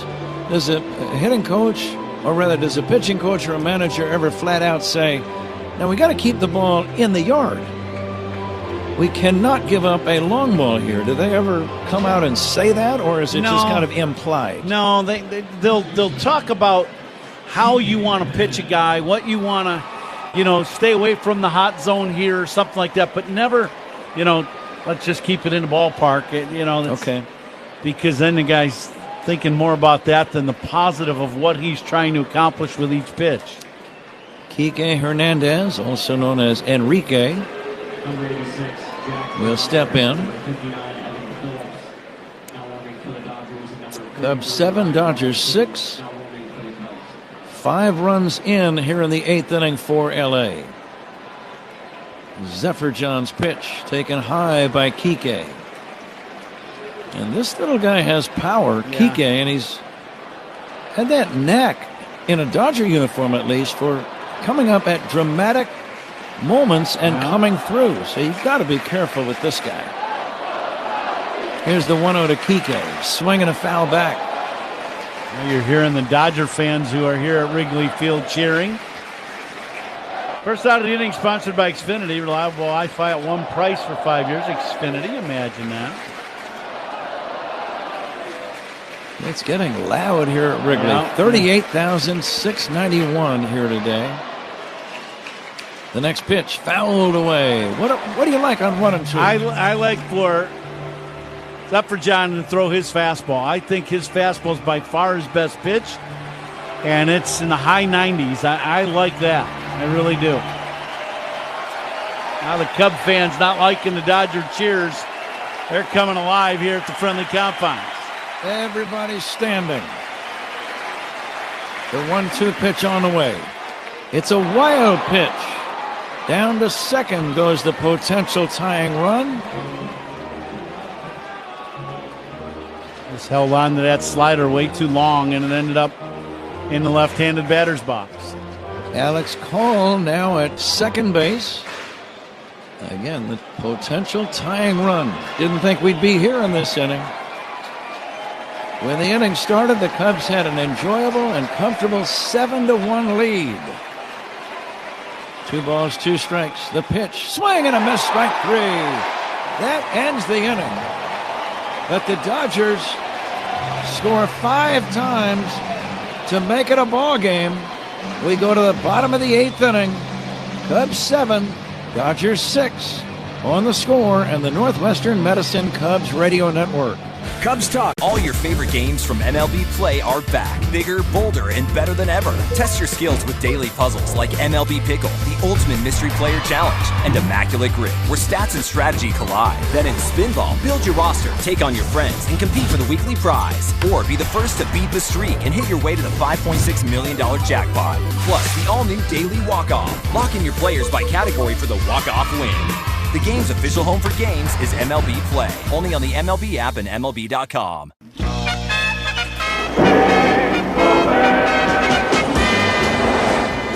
Dude, I'm going to be McDowell. I'm grabbing onto one of Cecil's legs, holding on for dear life. If it gets any tougher, guarantee you Cecil's not going anyplace. Canseco, a towering pop-up. This ought to be interesting. It's coming back toward first base. Fielder can't get it. This is actually maybe the first time that I recall they're going to call a game on the wind. Well, they're going to stop it.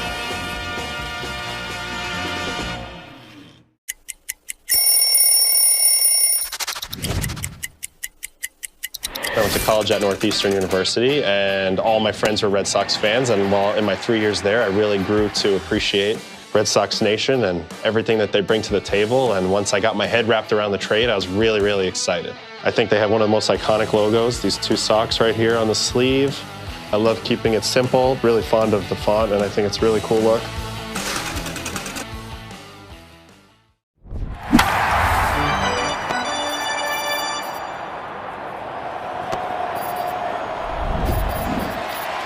D&W, Chicago's injury law group. Call the 8s, 312-888-8888. Dodgers have made some changes. On the mound, right-hander Evan Phillips will take over. Tommy Edman has moved from left field over to center. Dodgers have a new left fielder. We'll try to identify him. That's Teoscar Hernandez. That's what I thought. So Teoscar Hernandez in left. Tommy Edman now in center. And the Cubs would do themselves a big favor by putting another run or 2 or 5 on the board in this 8th inning. Cubs 7, Dodgers 6. Seiya Suzuki 1 for 4. Facing the right-hander Evan Phillips. And the pitch on the way, and it's down low for ball 1. Okay, boys, keep the hitting shoes on. It's Wrigley Field wind blowing out, right? Rortvedt is the new catcher. Saw him earlier in this series. Ben Rortvedt. And now a light rain starts to fall. Might even be a little more than a light rain. The fans are bolting for cover. Seiya Suzuki waiting for the right-hander Phillips. Rain getting a little heavier. Seiya will check and take down low.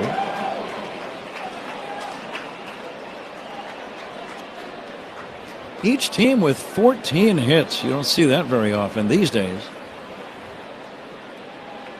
The 3-0 now to Seiya Suzuki. Lifted to right, a pop fly, playable, I believe, for Kike Hernandez. It's a fair ball, and Seiya never left the box. I'm not sure what he was thinking, but that ball drifted back, and it was in fair territory when it was caught. Yeah. Ball was well in foul territory, but as we know, the wind blowing out to center, and now that it's started, this storm is blowing in. You know, with the wind blowing out center, it blows the ball back 20, 30 feet, and that's exactly what it did. Alex Bregman, the batter. Cubs lead by 1. Last of the 8th inning. Bregman takes a strike. Any fly ball to dead center is going to get a tremendous carry right now. Those flags are stiff. The wind is blowing now out to center field harder than it has all day. Bregman drove in a run with the 4th inning single. He takes outside 1-1. Cubs trying to get to 17 games above 500. Trying to sweep the Dodgers. Swinging a pop-up, playable, shallow right center. And Edman now in center field makes the catch, and that's out number 2.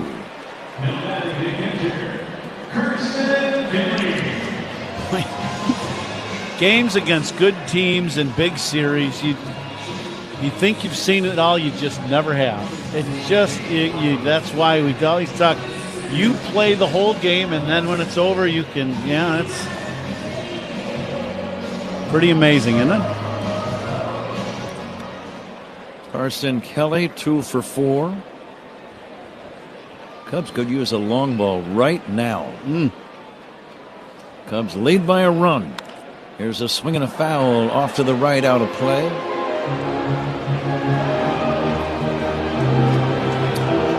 Matt Spiegel will have the postgame show a bit later on for you. And we'll have baseball tomorrow, a makeup game against Toronto right here at Wrigley. It'll start at 1:20. The 0-1 cracked on the line, left center, a base hit. Edman will backhand the ball and hold Kelly to a long single. Carson Kelly with a really nice day today.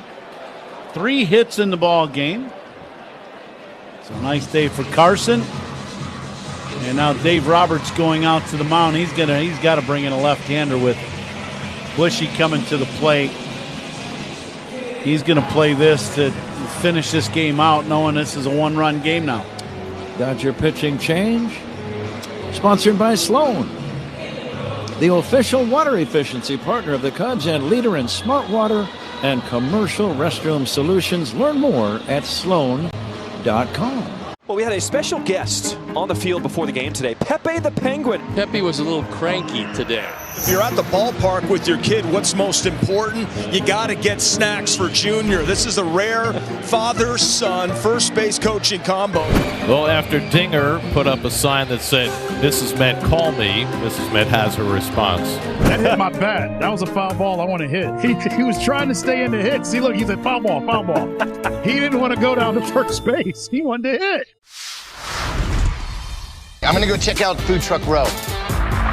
So, what did you guys get today? Philly cheesesteaks. Both of you got the same thing. Are they that good? Oh, yeah. Got a hot dog and some fries. Just kind of basic ballpark. Chicken bacon sandwich. Uh-huh. Philly cheesesteak. Okay. And some crinkle cut fries. Okay, where are you guys from?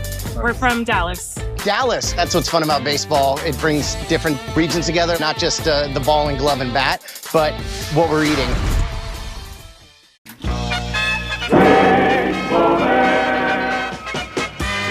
Sidearm delivery and a comebacker. There's the good athleticism. He throws the glove to first for the out. The ball was stuck in his glove. What an intelligent play by El Duque. That reminds me of Terry Mulholland 12 years ago against the New York Mets. And it's a good reminder for all you youngsters out there. If you're going to catch a glove with a ball wedged into it, use 2 hands like Tino Martinez did. Puedes ser el dueño de grandes momentos del béisbol. MLB Auction te permite participar en la subasta de bates, bolas y jerseys. At Wrigley, where it's 7-6 Cubs in the bottom of the 8th. Dave Roberts seemed to have thought this one over. I thought this one was over. Pat Hughes did not. He has seen far too many games like this at Wrigley Field. It's only a blowout when it's about a 12-run differential. Anything less than that, you got to wait. Dodgers got 5 runs in the top of the inning. Cubs clinging now to a precarious 7-6 lead. Michael Busch batting against the pitcher Dreyer. Jack Dreyer, Dreyer. First pitch strike, 0-1. Dodgers are going to have Edman, Tucker, and Betts up in the bottom of the inning. Or I should say in the top of the 9th inning. Here comes the 0-1 now. Swing and a miss by Michael Busch. We're in the bottom of the 8th. There are 2 down with Carson Kelly at first, being held by Kike Hernandez.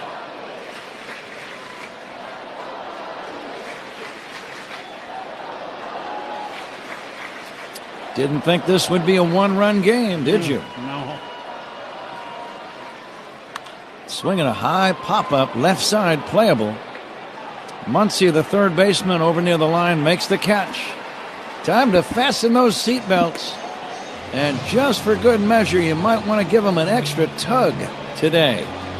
At the end of 8, Cubs 7, Dodgers 6.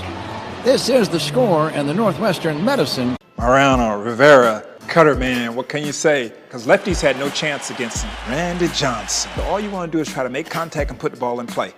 Don't get hit in the head and just try to pull it in play. Mr. Greg Maddux, another great teammate. Great player. Hey, this is a beautiful card right here. This card tells you and lets you know that I got him. When you see that finish high, you know that he's in the books. Was that ball crushed?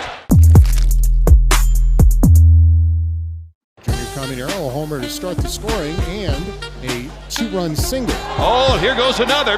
Left center field. We wondered what it would be like for Junior in Colorado. It's 8-1 Rays on Junior's 32nd, and that was a rocket. Tell you what, folks, these next couple days, I want to at least make sure you tune in when Junior comes out here at Coors Field. I mean, my goodness, this was an absolute bullet. Both the home runs he's hit tonight, it's not just because they're in Colorado. They would have been gone anywhere. All your favorite games from MLB Play are back. Bigger, bolder, and better than ever. Test your skills with daily puzzles like MLB Pickle, the Ultimate Mystery Player Challenge, and Immaculate Grip, where stats and strategy collide. Then in Spinball, build your roster, take on your friends, and compete for the weekly prize. Or be the first to beat the streak and hit your way to the $5.6 million jackpot. Plus, the all-new Daily Walk-Off. Lock in your players by category for the walk-off win. The game's official home for games is MLB Play. Only on the MLB app and MLB.com.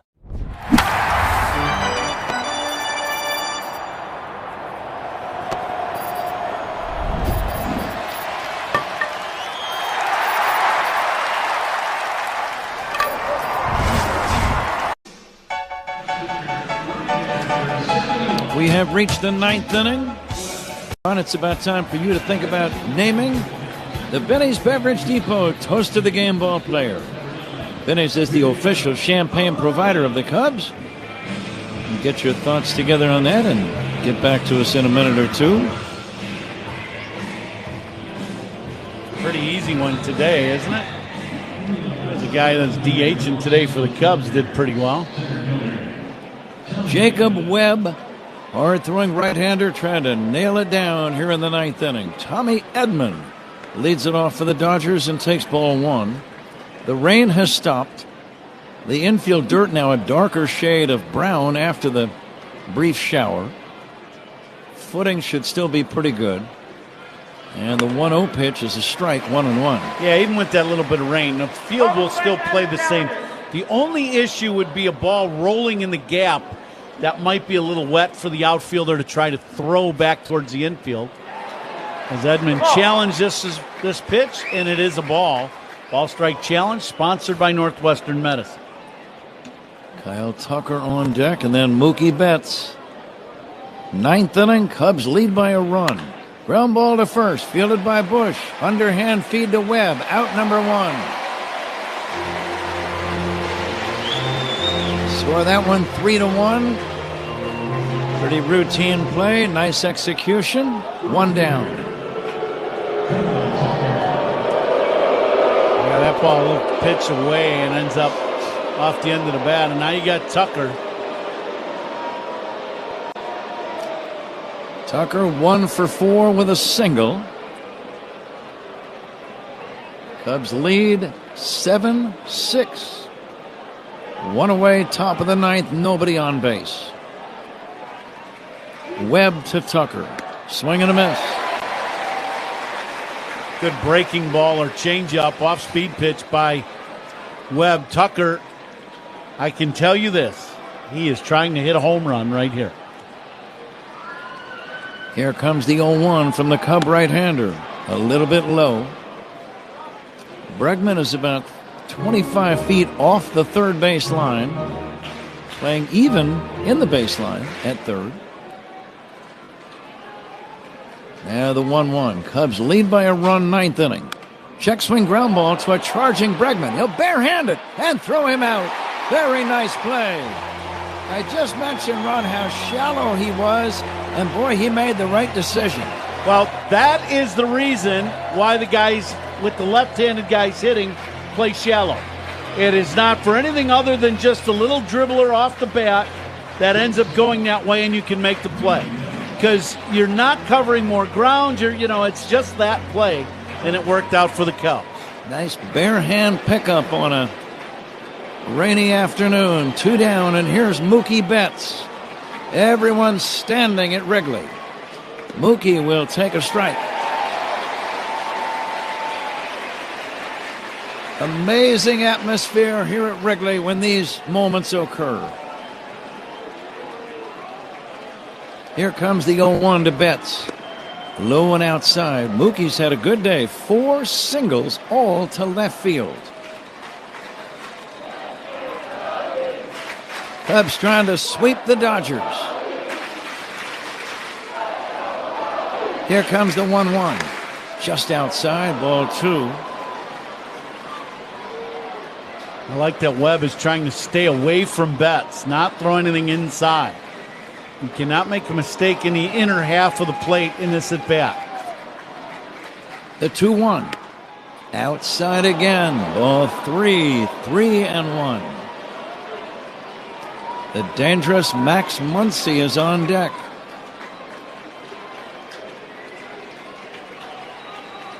Webb coming back 3-1. Fly ball left center. Should be playable.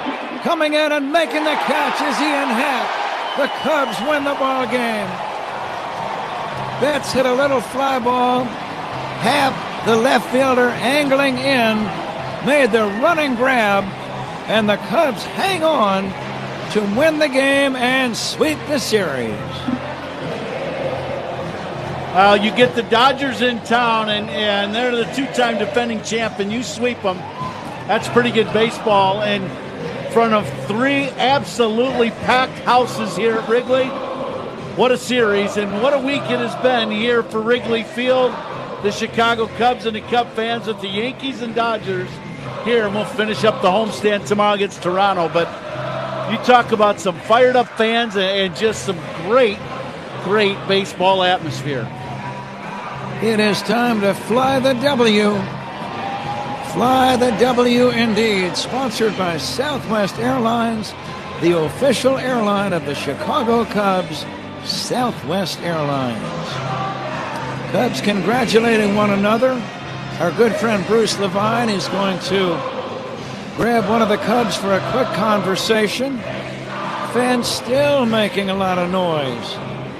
And I believe Bruce is ready to go. All right, Pat and Ron, I'm here with Pete Crow Armstrong. Pete, beating the Dodgers, sweeping the Dodgers. I mean, I know you guys have played a lot of great baseball, but this has been important. How do you look at it? Sweeping anybody's great. Yeah, I mean, it's a really good ball club, but no, we just took care of business, man. I mean, it was a really good series for the offense. Bullpen was huge for us. Shota came out and started the last game of this series with a lot of good. So you had a great day. How do you stay prepared? It's only the second time you had the DH. You're such an energy guy. What did you do in between the bats? I just made sure I was involved and awake. I just wanted to treat it like I normally would. So give myself time in between the bats, not necessarily going down and hitting or anything, but just feeling like I'm ready at all times. I always watch a lot of the guys at DH have their gear on all day, and that's kind of just what I did. Simple stuff. How exciting is it to welcome all your new teammates?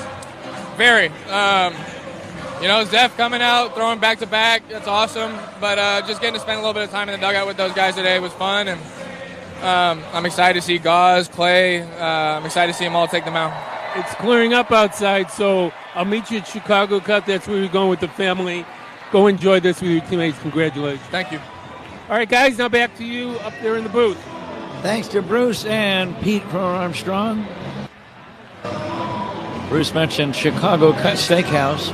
Chicago Cut Steakhouse features 100% USDA prime steaks and seafood served overlooking the yachts traveling down the Chicago River while guests gaze up at one of the world's most iconic skylines. Chicago Cut's expanded bar has become the city's place to be seen, with guests enjoying.